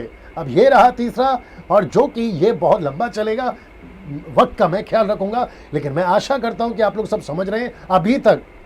तो नीचे गिरे स्वर्गदूत कौन है? Fallen angels. परमेश्वर का पुत्र कौन है? Fallen angels. परमेश्वर की बेटियां, क्षमा करें, मनुष्य की बेटियां कौन है? जो अभी मैं बता चुका हूं, आदम की बेटियां। तो आप इसको कैन का वंशज का लाइन में मत डालिए। मैं वापस कहता हूं, मत डालिए। आपने अपनी थ्योरी रखी है, मैंने अपनी रखी है, वचन के हिसाब से रखिए। अगर आदम के, क्षमा करें, अगर कैन के वंशज हैं तो आप प्रूफ कर दीजिए आपके वीडियो में। पब्लिक जानेगी, पब्लिक देखेगी, लेकिन कम से कम जो वचन कहता है मैं वही आपके बीच में रख रहा हूं। और जो लिसनर्स हैं, फॉलोवर्स हैं, व्यूवर्स हैं, आपको भी समझना होगा कि डैनियल राज ने क्यों कहा कि ये कैन के वंशज नहीं है, क्योंकि बाइबल खुद कहती है। ये देख लो, बाइबल खुद कहती है कि ये आदम की बेटियां हैं। जिसको आदम की बेटियां बाइबल खुद कह रही है, मैं ऐसी वीडियो को क्यों सुनूं जो बाइबल को कॉन्ट्रडिक्ट कर रही है, वचन को कॉन्ट्रडिक्ट कर रही है। अब आप ही लोग तय करिए किसको सुनना है और किसको नहीं सुनना है ना। इसको देखिए, दानव कौन थे, या जिसको कहते हैं नेफलीम, ये लोग कौन थे? ये हिब्रू वर्ड है नेफलीम, मैं आपके बीच में रख रहा हूं। ये देखो नेफलीम। मैं वापस कहता हूं, डैनियल राज सिर्फ और सिर्फ वचन से बात करेगा ना। इसको देखिए, एक ऐसी पुस्तक है दोस्तों, मुझे नहीं पता आपने देखा या नहीं देखा, एक ऐसी पुस्तक है जिसको कहते हैं द बुक ऑफ एनॉक। ये मसीह मार्केट में, खास करके अब्रॉड्स में ये खूब चल रही है ये पुस्तक, जिसमें बहुत कुछ ऐसा लिखा है जो शैतान, दानव, फॉलन एंजल्स के बारे में बहुत कुछ बताती है, बहुत कुछ बताती है ये वाली पुस्तक। लेकिन इसको देख लीजिए, जिसको पौलुस ने भी कुछ कहा है इस पुस्तक के बारे में। आइए देखते हैं पहले पौलुस ने क्या कहा। कहता है 1 तिमोथी 1:4, 1 तिमोथी 4:7, वो कहता है उन ऐसी कम जल्दी आइए, इसको पढ़ लीजिए, इसको मैं रख रहा हूँ, सलोनी पढ़ेगी जी जी। और उन ऐसी कहानियों और अनंत वंशावलियों पर मन न लगाए जिससे विवाद होते हैं और परमेश्वर के उस प्रबंध के अनुसार नहीं जो विश्वास से संबंधित रखता है। वैसे ही फिर भी कहता हूँ, पर अशुद्ध और बुढ़ियों की सी कहानियों से अलग रहे और भक्ति के लिए अपना साधन कर। हाँ ना दोस्तों, आपने सुन लिया होगा ना। मैं वापस आता हूँ कि इसके बारे में पौलुस ने क्या कहा, ये सारी बातें लिखी है इसके अंदर। आदम, क्षमा करें, लूसीफर कहाँ से आया, लूसीफर की जियोनोलॉजी, वंशावली, मतलब लूसीफर के बाद में कौन सा लूसीफर, टोटल कितने प्रकार के स्वर्गदूत हैं जो मेन स्वर्गदूत है, फिर उनके नाम क्या है, उनका काम क्या है, ये सब पुस्तक में मिलेगा। अब ये पुस्तक कहाँ से आई, ये पुस्तक में मटेरियल कहाँ से आया, डेटा कहाँ से आया, ये सब बहस का विषय है, ये सब प्रश्न चिन्ह है। लेकिन इसी को पौलुस ने कैसे कहा था अपने ज़माने में, क्योंकि इसकी घटना या इसकी चर्चा उस टाइम पे भी चलती थी। पौलुस उसको कहता है, पहला तीमुथियुस 1:4 में भी कहता है, 2 वचन रखे आपके सामने, ऐसी कहानियों से और अनंत वंशावलियों पर मन ना लगा जिनसे विवाद होते हैं, परमेश्वर के उस प्रबंध के अनुसार नहीं है।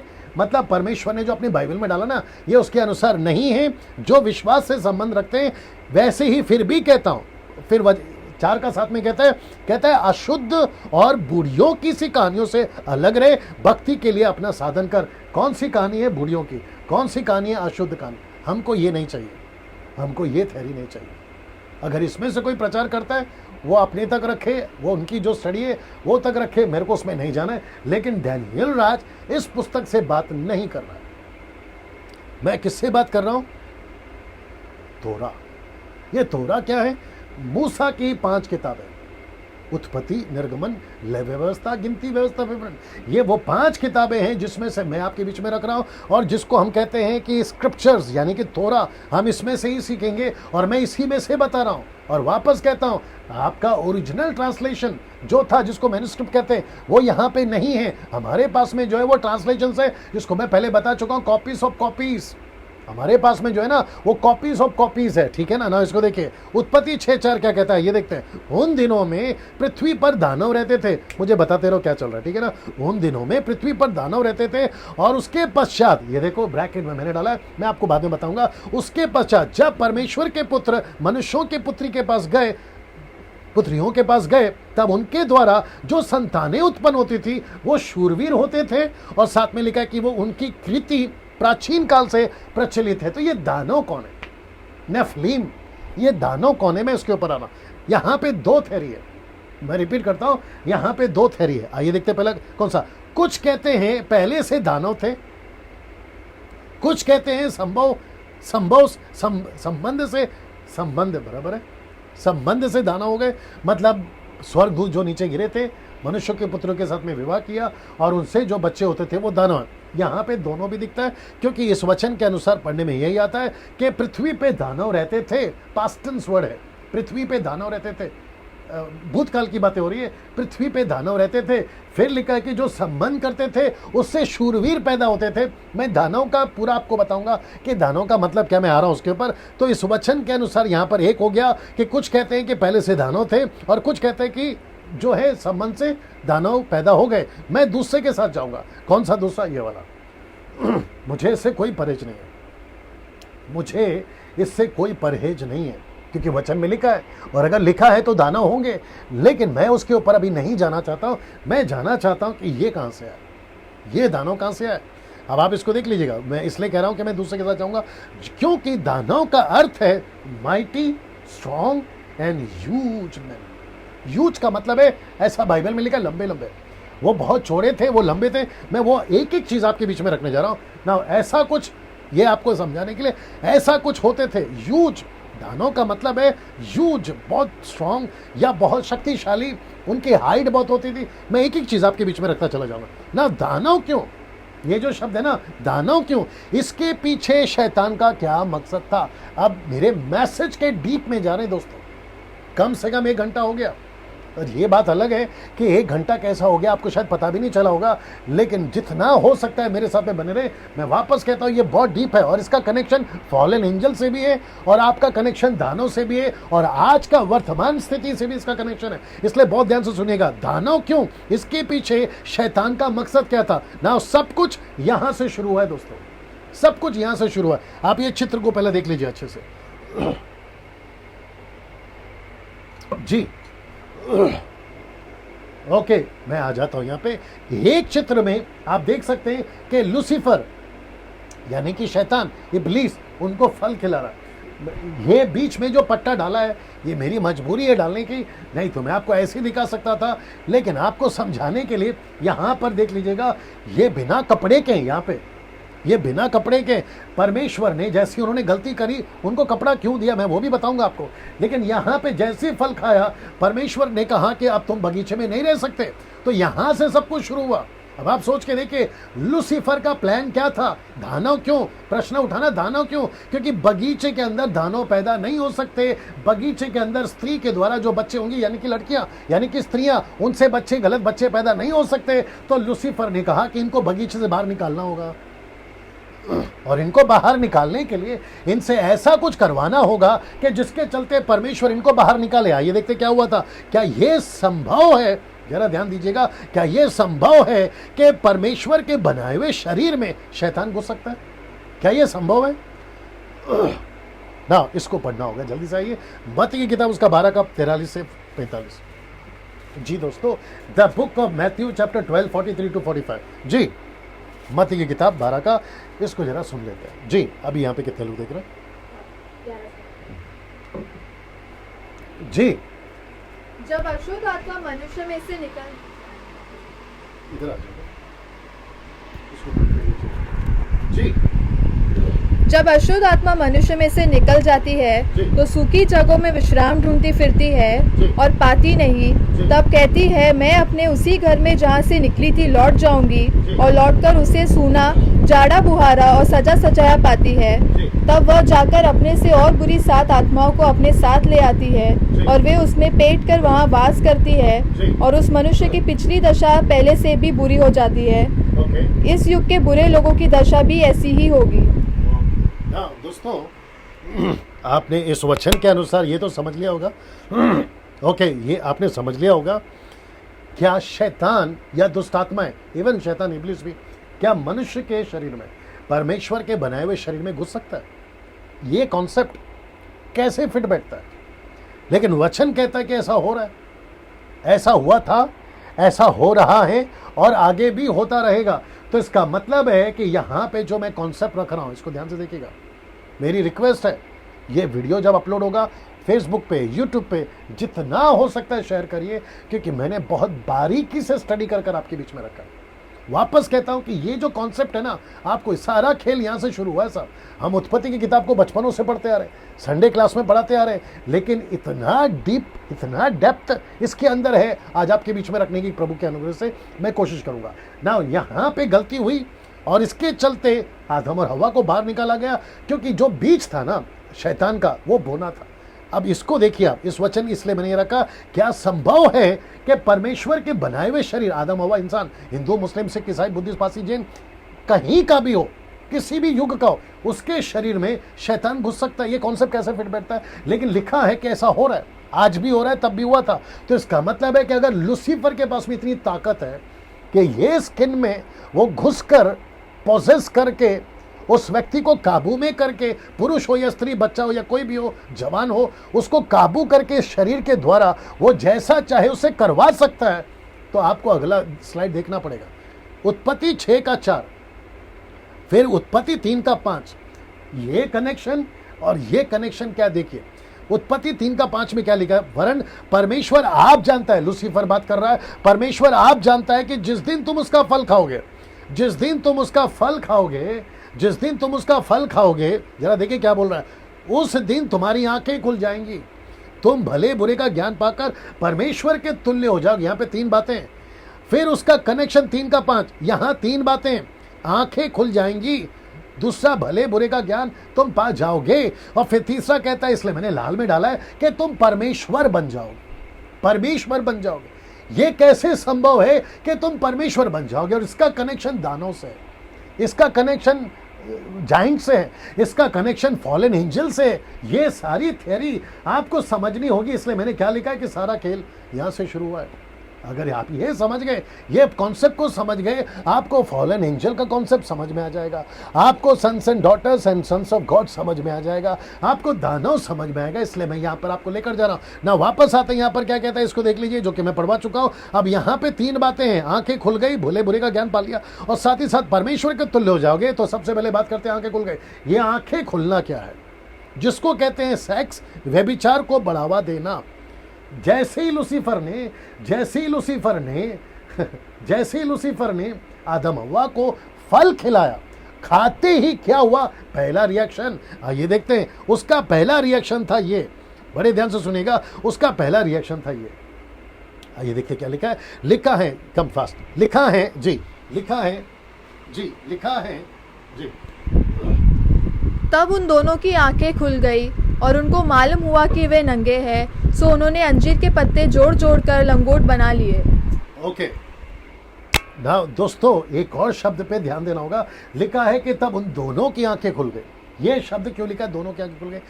कुछ मैं खैर नाम तो नहीं लेता और ना ही कभी लूंगा, ठीक है ना। परमेश्वर उनको आशीष दे, परमेश्वर उनको संभाले। लेकिन आपको जो गलतियां करी है ना उन्होंने अपने यूट्यूब पे, मैं उसको बता देता हूँ। वो कहते हैं, बड़ा हंसी आती है, साथ ही साथ गुस्सा भी आता है, लेकिन क्या करें, मैं उसके ऊपर वीडियो देखता हूँ, फिर कभी बनाऊंगा। वो कहते हैं कि लूसीफर ने क्षमा करे, लूसीफर ने हव्वा के साथ सेक्स किया और उसके सेक्स के चलते कैन पैदा हुआ। Can you believe this? वापस आता हूँ। वो कहते हैं कि लूसीफर ने हव्वा से सेक्स किया और उससे जो बच्चा हुआ ना, वो कैन की लाइन है। इसलिए कहते हैं कि अनगॉडली लाइन। तो मेरा प्रश्न है, अगर ऐसी बात है तो फल दोनों ने खाया, तो क्या लूसीफर ने आदम से भी सेक्स किया? और अगर उसने उसके साथ भी सेक्स किया है तो फिर उसके बच्चे किधर है? क्या दिमाग लगा रहे हो यार, आप सोच के देखिए। अच्छा, जिनको नहीं पता है ना कि ऐसी वीडियो भी मार्केट में है, अब वो ढूंढने नहीं जाना। बेहतर है जिस गांव को जाना नहीं उसका पता क्यों पूछना, आप मत ढूंढिए उसको। मैंने आपको बता दिया, जिसको पता है, अगर ऐसी कोई टीचिंग दी गई है, वो कहते हैं कि यहाँ पर आदम हव्वा के साथ में सेक्स किया, उसके चलते तो उसका बीज पहला यूहन्ना की किताब में लिखा है कि कैन उस दुष्ट से हुआ। अब वो कॉन्टेक्स्ट अलग है, उसका बताने का तरीका अलग है। कुछ विचित्र प्राणी लोग हैं अपने ही मसीह समझ में। अब क्या करें, मैं इसके ऊपर स्टिक रहूंगा, मैं उसके ऊपर नहीं जाऊंगा।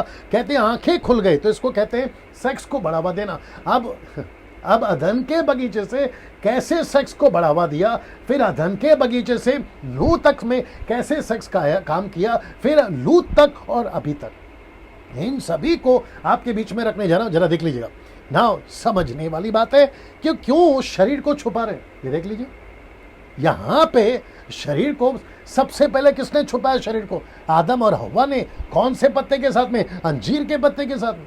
फिर परमेश्वर ने एक जानवर को मारा और उनका टेम्पररी ब्लड बहा और उनका जो चमड़े का कपड़ा था वो उनको दिया। वहां से शुरू हुआ इंसानों का बदन को छुपाना। इसका मतलब क्या, आप सोच के देखिए। इसलिए मैंने लिखा है कि बदन को छुपाने का मतलब आप समझिए ना। उसको देखिए, दूसरा पत्र 2:14 क्या कहता है? उनकी आंखों में व्यभिचार है।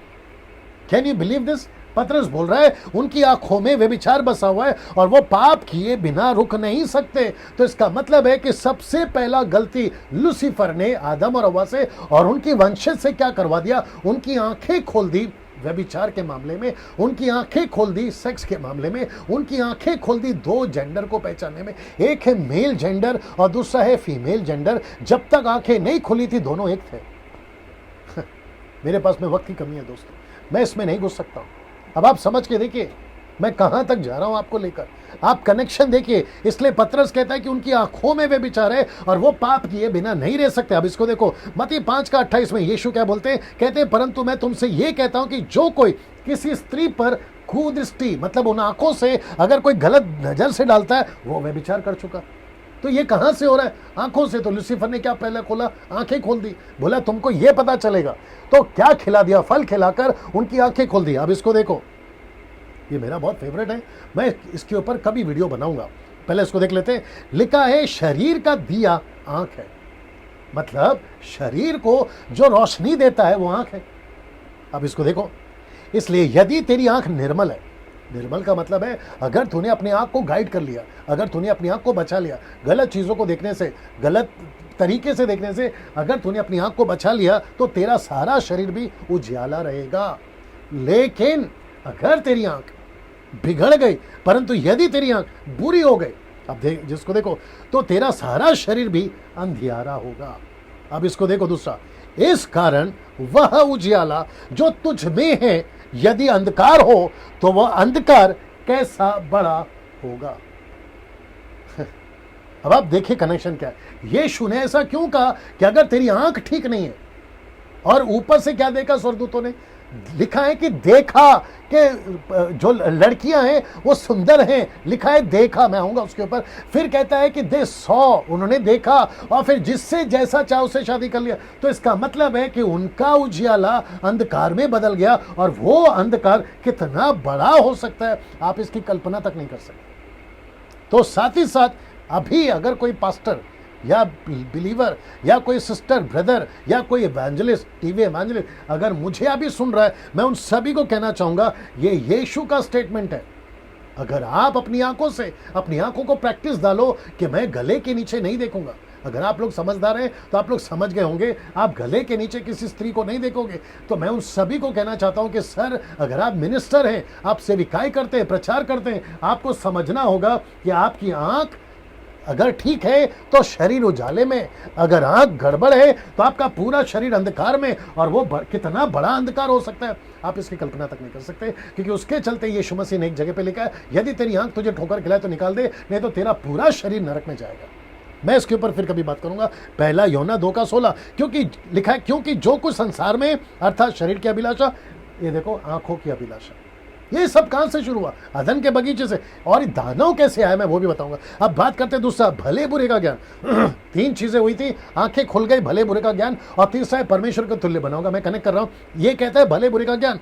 आशा करता हूं कि आप लोग समझ रहे। कितने लोग देख रहे हैं अभी? ओके, मेरे साथ में बने रहे और इसको जितना हो सकता है शेयर करते जाए ना। इसको देखिए दोस्तों, कम फास्ट ना, इसको पढ़ लीजिए। पहला तिमोथी 6:20 से 21 में जी। हे तीमुथियुस, इस थाती की रखवाली कर, और जिस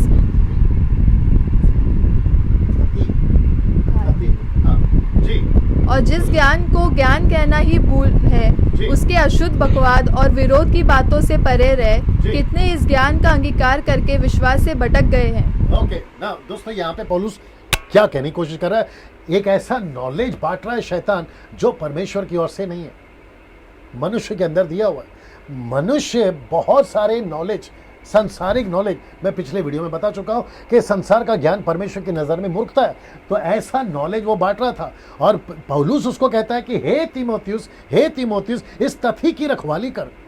रखवाली का मतलब उसको गाइड कर। जिस ज्ञान को ज्ञान कहना ही भूल है, उसके अशुद्ध बकवास से और विरोध की बातों से परे रहे। कितने ऐसे ज्ञान का अंगीकार करके विश्वास से भटक गए। कुछ लोग, मैं वहां नहीं जाना चाहता हूं, लेकिन आपको थोड़ा सा हिंट दे देता हूं। आप सबको सुनो, मुझ जैसों को सुनो, उस जैसों को सुनो, नेशनल को सुनो, इंटरनेशनल को सुनो। अगर एक भी प्रचार में परमेश्वर का ज्ञान है तो ठीक है, अगर नहीं है ऐसे किसी प्रीचर को मत सुनो, ऐसे किसी प्रीचर को मत सुनो।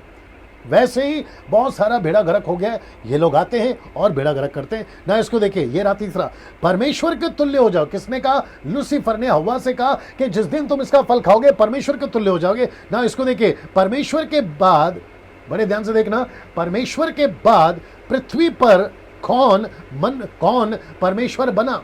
परमेश्वर के बाद पृथ्वी पर कौन परमेश्वर बना? जानना चाहोगे? और यही प्लान है लूसीफर का। मैं वापस कहता हूं, अभी जो यहां पर आएगा ना, उसका कनेक्शन फॉलन एंजल से है, उसका कनेक्शन दानव से है, और उसका कनेक्शन आज के टॉपिक से है। आपको पता है कौन बना? मैं आपको प्रूव करता हूं, मनुष्य।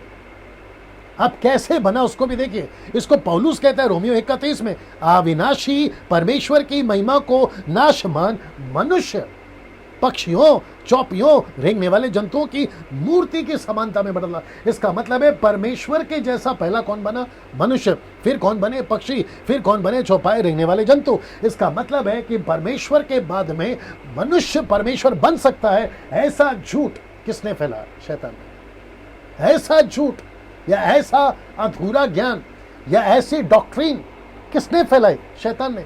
उसने लूसीफर से क्या कहा, तू परमेश्वर बन सकता है।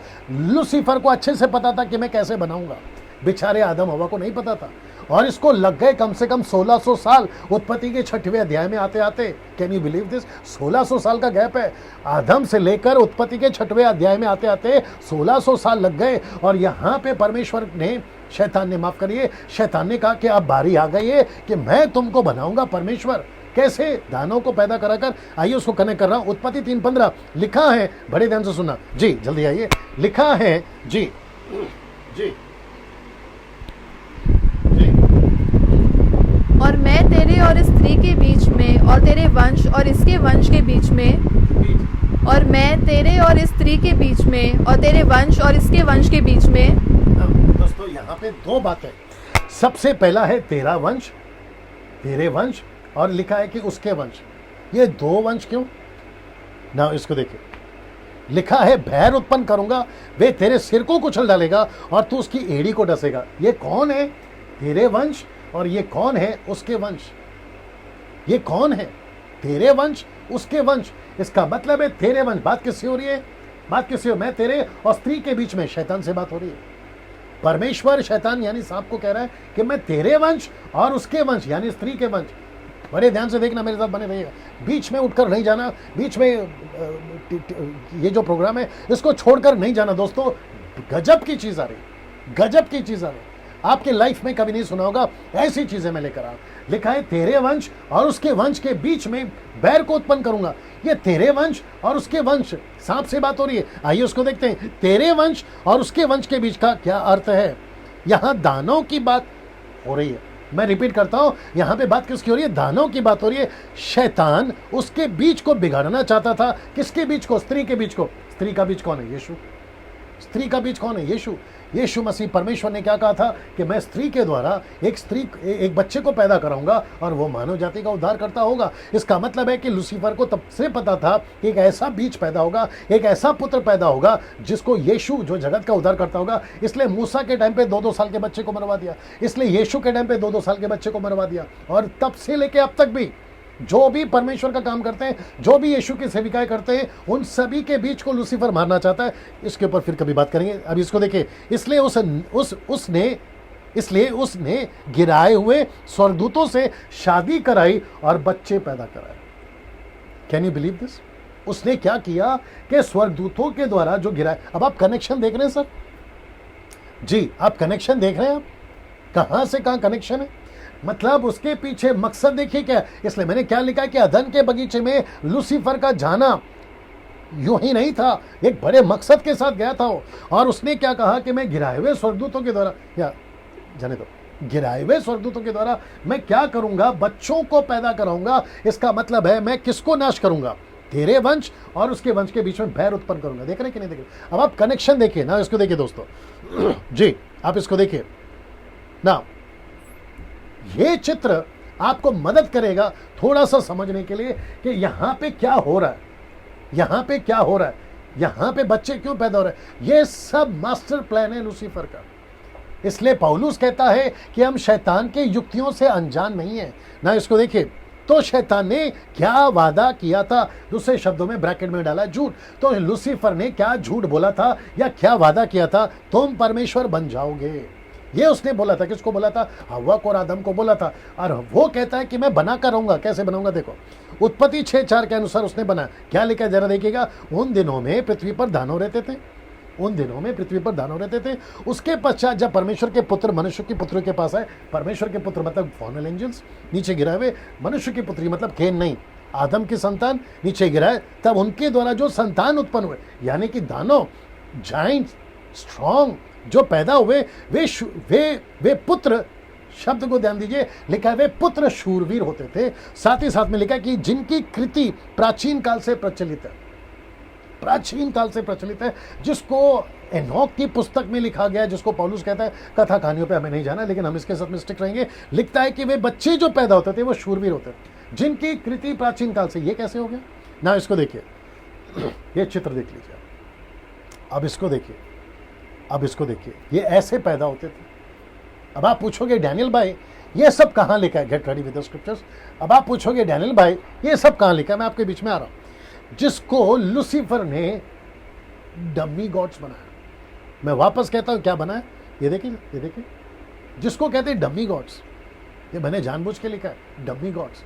मतलब परमेश्वर के जैसा परमेश्वर व्यवस्था विवरण उसका 32वां अध्याय वचन 15 में लिखा है कि तुमने अभी अभी आए हुए ईश्वर, व्यवस्था विवरण 32 अध्याय वचन 15, व्यवस्था विवरण 32 अध्याय वचन 15। जी अभी यहां पे कितने लोग देख रहे हैं? 1100 जी जी मेरे साथ में बने रहे। व्यवस्था विवरण 32 का 15। जी परंतु यशुरूत मोटा होकर लात मारने व्यवस्था लगा। विवरण डिटरनॉमी चैप्टर 32 वर्स 15। हाँ पढ़ो। परंतु यशुरूत मोटा होकर लात मारने लगा। हाँ। तू मोटा और हष्ट पुष्ट हो गया और चर्बी से छा गया है। हाँ। तब उसने अपने सृजनहार ईश्वर को तर्क दिया जी। और अपने उधार मूल चट्टान को तुच्छ जाना। जी जी उन्होंने पराये देवताओं को मानकर, ऐसा लिखा है कि पराये देवताओं को मानकर, ये मूसा लिख रहा है मरने से पहले इस्राएलियों को बोल रहा है पराये देवताओं को मानकर। आगे उसमें जलन उपजाई जी। और घृणित कर्म करने के उसको रीस दिलाई। हाँ। उन्होंने पिशाचों के लिए जो ईश्वर न थे, पिशाचों के लिए, मतलब ये पिशाचों मतलब ये है राक्षस, ये सब आपकी बाइबल में सर, मैं बढ़वा इसलिए रहा हूं ताकि आपको कनेक्ट करूं। आगे आगे बलि चढ़ाए जी। और उनके लिए वे अनजाने देवता थे। जी एक मिनट, ये कौन थे? उनके लिए अनजाने देवता। इसलिए मैंने क्या लिखा, डमी गॉड्स।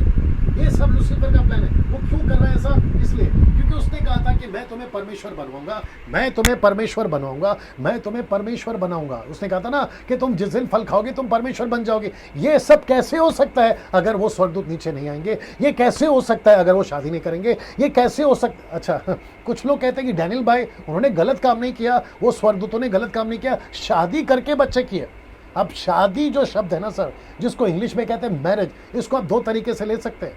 देखो पुरुष और स्त्री, जिसको कहते हैं एडम एंड ईव, अगर शादी करें तो हम समझते हैं कि ये शादी है। अगर एडम एंड स्टीव शादी करें तो, मैं वापस कहता हूं, आपने नहीं सुना, एक होता है एडम एंड ईव, शादी करें तो समझ में आता है, लेकिन अगर एडम एंड स्टीव शादी करें तो ये नहीं समझ में आता ना। अगर गे शादी करे, लेस्बियन शादी करे, तो वो शादी को शादी बोलेंगे आप? वो भी तो गलत है ना। तो शादी शब्द को उठाकर अगर आप कहोगे शादी किया है, मतलब कि शादी गलत सही होता है? गलत है ना ये तरीके से।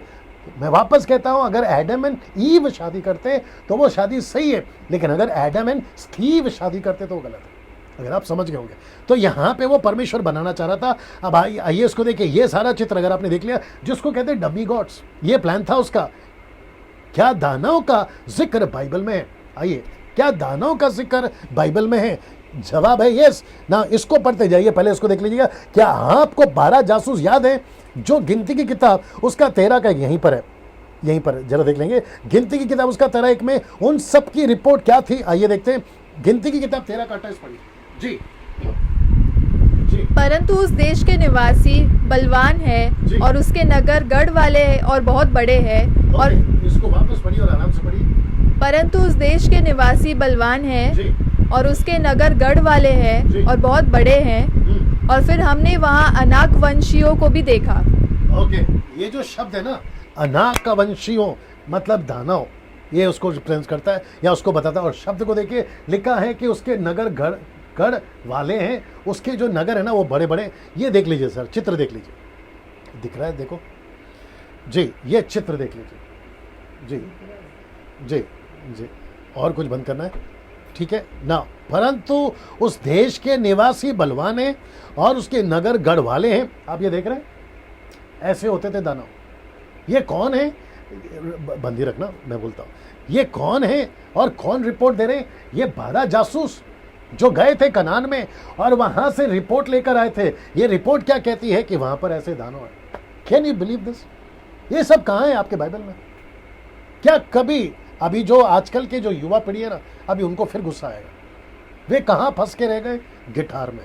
वो कहां फंस के रह गए? कीबोर्ड में। वो कहां फंस के रह गए? ऑक्टोपैड में। वो कहां फंस के रह गए? गॉस्पेल सिंगर बनने में। वो कहां फंस के रह गए? इंटरनेशनल ट्रिप मारने में, पैसा कमाने में। बट अगर ये सारी स्टडी आप नहीं करोगे वचन नहीं सिखाओगे अगली पीढ़ी को, अगर आप मजबूत नहीं होंगे, क्योंकि आपका मकसद ही प्रभु में आना है, दूसरों को तैयार करना, making disciples, teaching what Jesus is commanded, ये सारी चीजें नहीं सिखाओगे तो फिर ये सारी चीजें उनको पता कैसे चलेगी? फिर यही तो फायदा उठाते ना ओनली जीसस वाले, माता यरूशलेम वाले, जवा विटनेस वाले, और वो दूसरा एक नया ग्रुप निकला, सर्वशक्तिमान परमेश्वर यानी कि सच्ची कलीसिया बिजली चमकती है दूसरे कोने में जाती है, एक नया ग्रुप निकला, और न जाने आजकल और कितने, और साथ ही साथ में इल्यूमिनेटीज यानी कि सैटेनिक चर्च वो तक निकले, तो वो सब फंसा देंगे ना सर।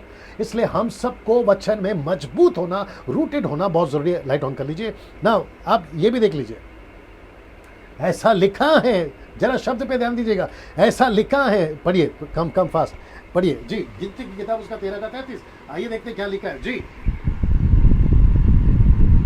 फिर हमने वहाँ नपीलों को अर्थात नपीली जाति वाले अनाक वंशियों को देखा, और हम अपनी दृष्टि में तो उनके सामने टिड्डी, एक एक शब्द को ध्यान से पढ़ना, लिखा कि हम अपनी दृष्टि में, जी आगे पढ़ना, हम अपनी दृष्टि में तो उनके सामने टिड्डे के समान, जी किसके समान? किसके समान? उसके समान, जिसको इंग्लिश में कहते हैं ग्रासहॉपर, ये टिड्डे के समान। ये कैसे है दाना? इजराइली कैसी है ऐसी? ये रिपोर्ट कौन दे रहा है? ये लोग, ये रिपोर्ट ये लोग दे रहे हैं। Can you believe this? ये सब आपके बाइबल में, ये शब्द पे ध्यान देंगे दोस्तों, लिखा है कि हम अपनी दृष्टि में, सब ठीक है ना, हम अपनी दृष्टि में, और फिर कहता है कि हम अपनी दृष्टि में टिड्डी के समान दिखाई पड़ते हैं, फिर कहता है कि और उनकी दृष्टि में, जी हम अपनी दृष्टि में तो उनके समान दिखाई, टिड्डी के समान दिखाई पड़ते हैं, ऐसे ही उनकी दृष्टि में, देखो उनकी दृष्टि, तो मतलब उनको भी हम दिख रहे टिड्डी, और हमको भी हम दिख रहे हैं ग्रास ऊपर। Can you believe this? ये सब आपके बाइबल में। और ऐसे दानव मूसा के टाइम पे थे, दाऊद के टाइम पे थे, यहोशू के टाइम पे थे, अब्राहम के टाइम पे थे। अब्राहम तो खैर इतना नहीं इनसे लड़ा, लेकिन ये बाकी तीनों हीरो लड़े। ये सब हैं, ये आए कहां से? मैं उन सभी से पूछूंगा, सर ये आए कहां से? आप लोग बार बार पूछते हो ना, ये परमेश्वर के पुत्र कौन है, परमेश्वर के पुत्र कौन है, तो मैं आपके बीच में रख रहा हूं, these are the fallen angels. 99 नहीं, 100% मैं बता रहा हूं, these are the fallen angels, जिनके द्वारा ये पैदा हुए सर। मनुष्यों के पुत्रियों के साथ में शादी करे, उनसे जो बच्चे पैदा हुए ये हुए, जिसका रिपोर्ट आपका मूसा दे रहा है, उसके 12 जासूस दे रहे हैं ना। इसको देखिए, इसको देखिए, ऐसी कुछ हिस्ट्री, सब ठीक है लाइट वगैरह, ऐसी कुछ हिस्ट्री में पता चला है। ये देख रहे हैं आप, उनको उनके स्कल्स मिले, कंकाल, ये देख लीजिए। फिर ये देख लीजिए, क्या ये चित्र गलत है? आप इसको देखिए, क्या ये चित्र गलत है? फिर कहता है व्यवस्था विवरण 1 का 28 में, हम किधर जाएं, कम फास्ट लिखता है कि हम किधर जाएं, फास्ट जी जी। हमारे भाइयों ने यह कह के हमारे मन को कच्चा कर दिया है, हमारे मन को कच्चा कर दिया है कि वहाँ के लोग हमसे बड़े और लंबे हैं, और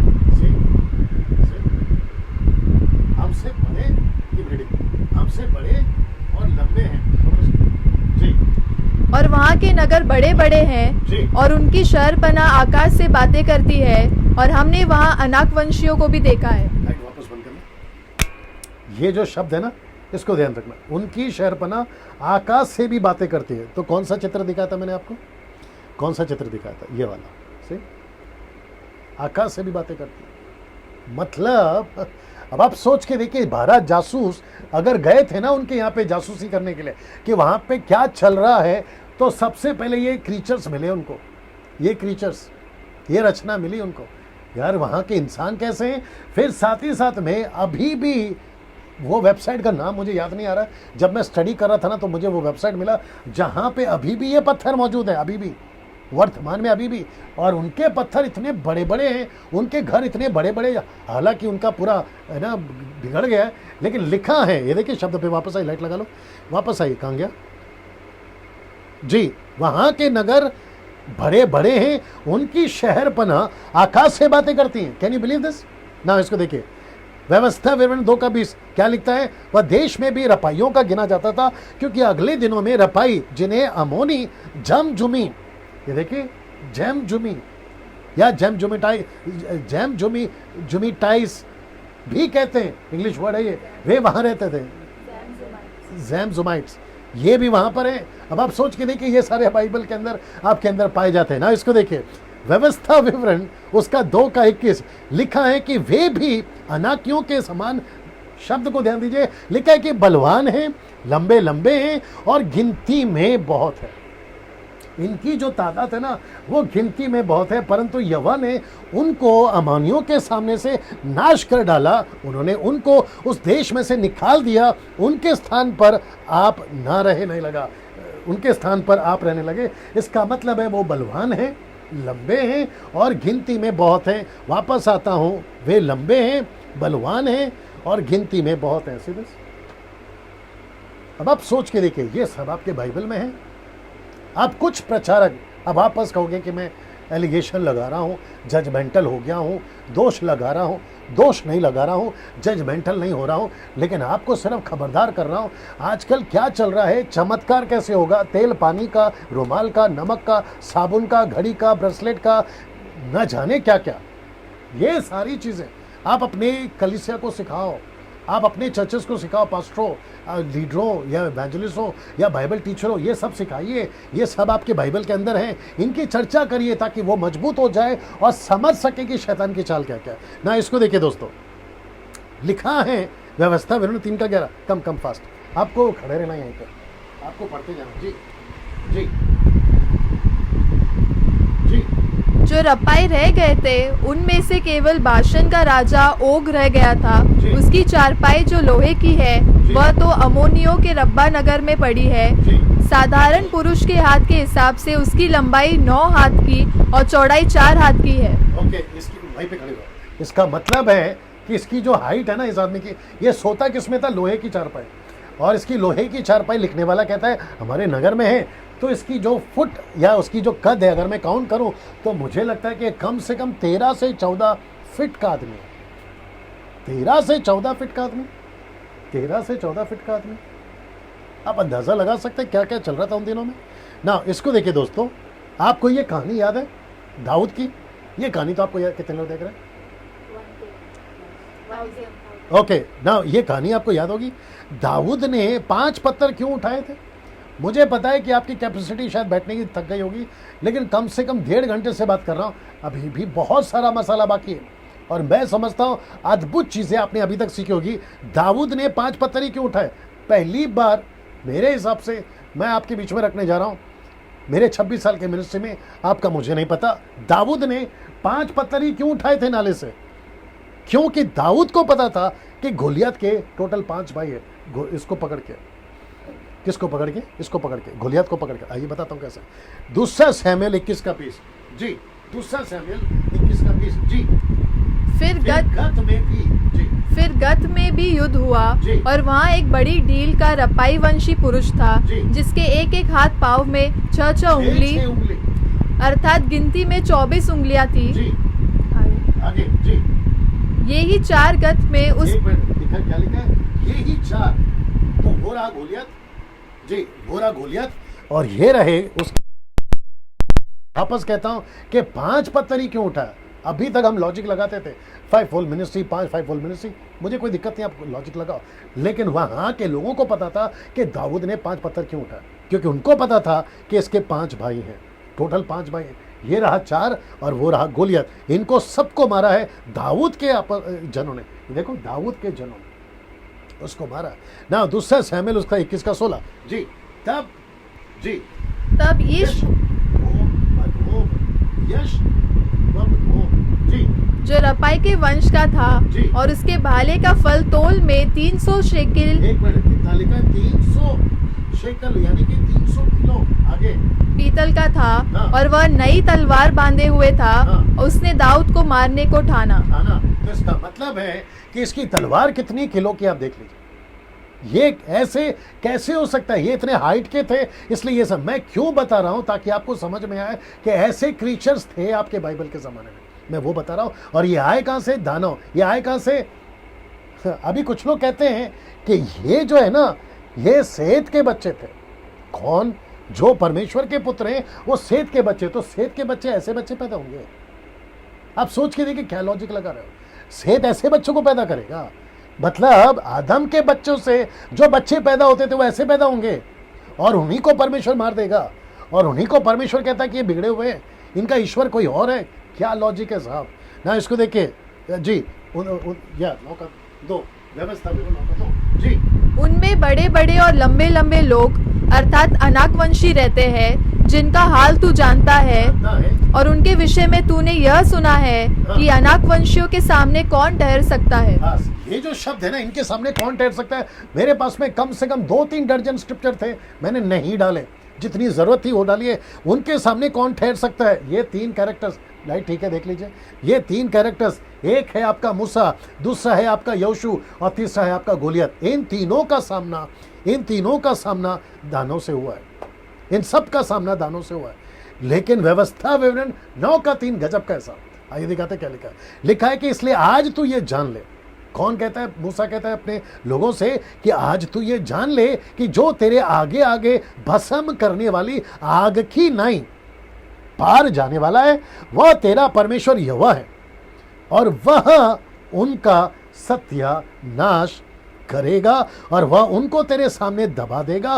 तू यहोवा के वचन के अनुसार उनको उस देश से निकाल कर शीघ्र ही नष्ट कर डालेगा। किसको नष्ट कर डालेगा? उन सभी दानवों को, जिसकी फोटो मैं आपको दिखा चुका हूं। अब आपके मन में एक प्रश्न उठता होगा, आइए बताता हूं, वक्त को ध्यान में रखते हुए। वो प्रश्न क्या है आइए बताता हूं, इसको देख लीजिएगा। ये नूहा का जहाज जी, ये नूहा का जहाज।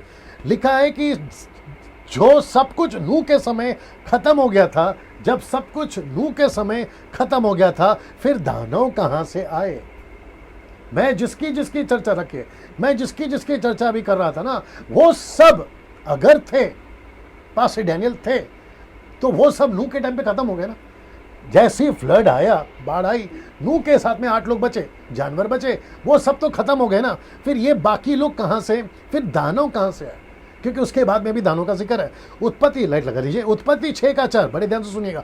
उत्पत्ति 6 का 4 में लिखा है, उन दिनों में पृथ्वी पर दानव रहते थे। उसके पश्चात, ये जो हिंदी शब्द है ना, यहाँ पे कोमा होना चाहिए था, नहीं डाला। मैं आपको बताता हूँ इंग्लिश में क्या लिखा है। और लिखा है कि जब परमेश्वर के पुत्र मनुष्य के पुत्र के पास गए, तब उनके द्वारा जो संतानें उत्पन्न हुई वो शूरवीर होते थे, जिनकी कीर्ति प्राचीन काल से प्रचलित है। अब इसको देख लीजिएगा। This was back in the days and also later. मतलब जो हिंदी में शब्द है वो यहां पे नहीं लिखा। क्या लिखा है? दिनों में, उन दिनों में पृथ्वी पर दानव रहते थे, उसके पश्चात। तो पढ़ते वक्त में, मैंने तो अभी अलग किया है, पढ़ते वक्त में लिखा है कि उसके पश्चात जब परमेश्वर के पुत्रों ने, आप कंटिन्यू करोगे, लेकिन इंग्लिश में कहता है कि this was back in the days and also later. मतलब इसके बाद भी, व्हेन देयर वाज जाइंट्स, मतलब उसके बाद में भी जाइंट्स थे। अब आप समझने की कोशिश करिए, दानव पहले भी थे और बाद में भी।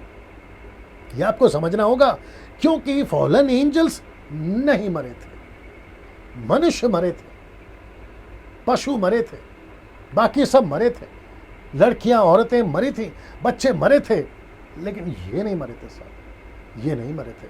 अब इसको देखिए, फिर प्रश्न उठता है, उन सबको बंदी कब बनाएगा? अगर ये नहीं मरे थे, बच्चे पैदा करते चले गए, दानव पैदा होते चले गए, मूसा, उसके बाद में यहोशू, दाऊद मारते चले गए, आज वो नहीं दिख रहे। उसकी वजह क्या है? आज वो नहीं दिख रहे, मैं बताने जा रहा हूँ। वो सब थे, उनको मार दिया गया, लेकिन उनको बंदी कब बना?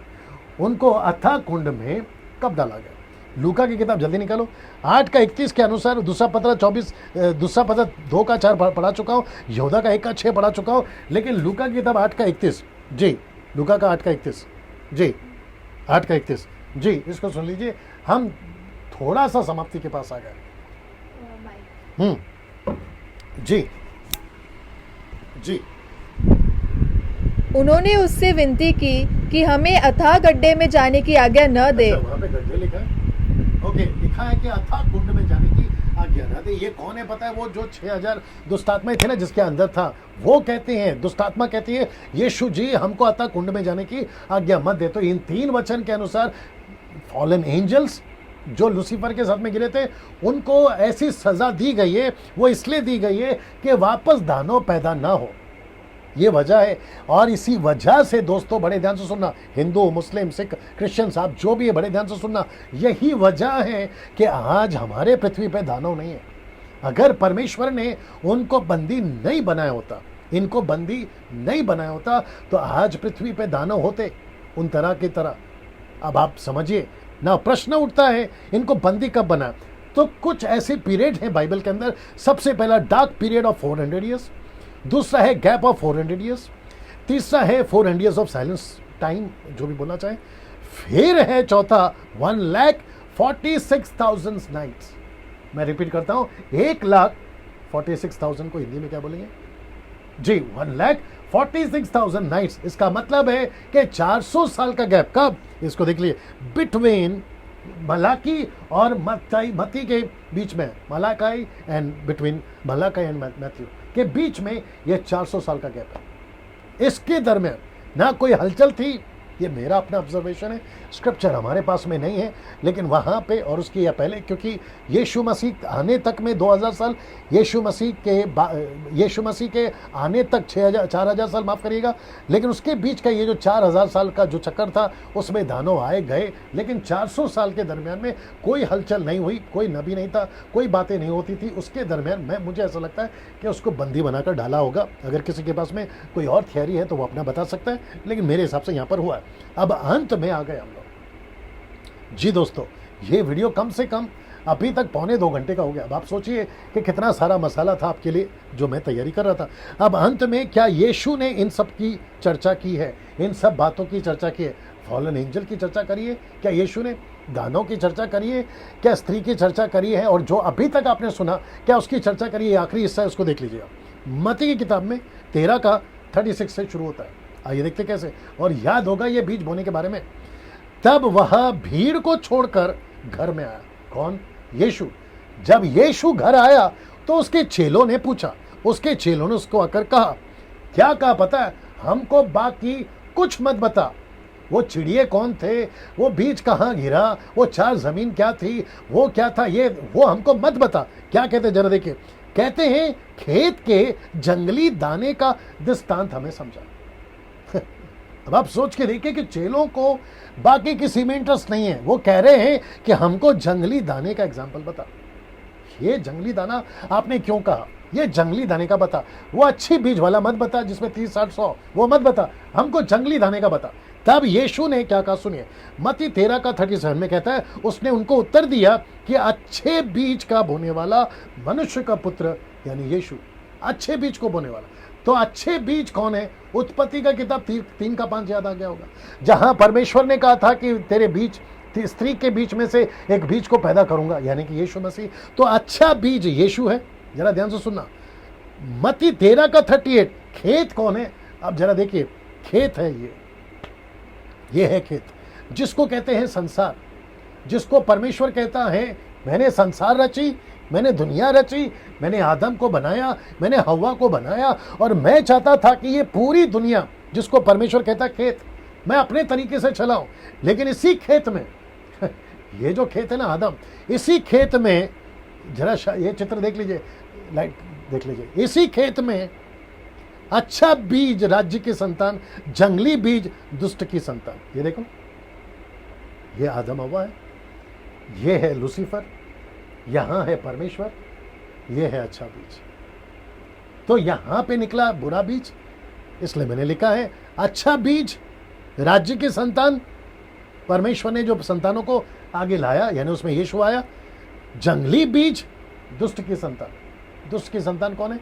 अभी बता रहा था ना, दानव। अब आप कनेक्शन देखिए। फिर उसके बाद में मत्ती 13 का 39, जिस बैरी ने उनको बोया वो है शैतान। ये देखो, यहां पे बोया ना, ये है बैरी शैतान। अब जरा इसको देखिए, आखिरी है ये, कटनी जगत का अंत है और काटने वाले स्वर्गदूत है। क्योंकि स्वर्गदूत ने खेल बिगाड़ा। परमेश्वर कहता है कि मैं इन्हीं के द्वारा तुमको नाश करूंगा या उनको या अंत करवा दूंगा।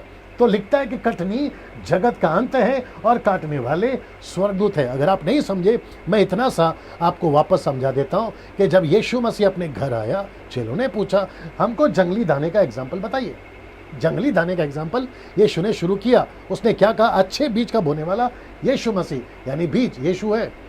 फिर कहता है कि खेत ये है संसार, आदम। फिर कहता है कि यहाँ पे 2 बीज हैं, एक है शैतान का बीज दानव और एक है परमेश्वर का बीज। मैंने मरियम का फोटो इसलिए डाला क्योंकि मेरे पास में गूगल में दूसरा कोई फोटो नहीं मिला, ये समझाने के लिए, क्योंकि यहाँ पे ये स्त्री है, मैं मरियम नहीं बोल रहा हूँ, ये स्त्री है। इससे जो बीज होगा, इससे जो बीज होगा, इसने अपना काम किया और ये अभी भी कर रहा है ये अभी भी कर रहा है। फर्क इतना है कि इसके बीज दानों की तरह नहीं दिखते आज, लेकिन दानों की तरह शक्तिशाली, माइटी, ह्यूज अभी भी काम कर रहे हैं। इसलिए यीशु ने कहा कि तुम सावधान रहो, इसके बीज अभी भी काम कर रहे हैं।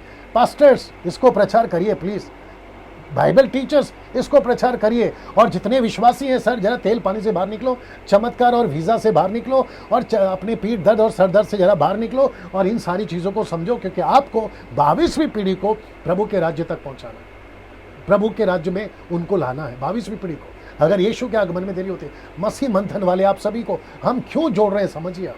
हम इसलिए जोड़ रहे हैं ताकि हम अच्छी बीज और दुष्ट बीज को पहचान सके। ये दुष्ट बीज आज भी है, ये बुरे बीज आज भी है, इसलिए यीशु मसीह ने कहा कि सावधान रहना। और उसका बोने वाला कौन है? शैतान है। शैतान अभी भी बो रहा है, क्योंकि मनुष्य अभी भी है और वो बो रहा है। और जगत कठिनी दर्शाता है जगत का अंत, फिर से जगत का अंत होगा। नूहा के टाइम पे हुआ था, लूत के टाइम पे 2 देश हुआ था, और अब परमेश्वर कहता है कि वापस होगा। सो मैं यहाँ पे समाप्त कर रहा हूँ। आप सभी का मैं बहुत बहुत धन्यवाद देता हूँ। आप जितने देख रहे हैं इसको खूब शेयर करिए, फेसबुक, यूट्यूब पे, जहाँ व्हाट्सअप, जहाँ तक डाल सकते डालिएगा। परमेश्वर आपको आशीष दे। अगले वीडियो के साथ में अगर परमेश्वर मुझे अगुवाई करता है, बहुत जल्द आपके बीच में आऊँगा। आपको प्रभु आशीष दे। Thank you so much.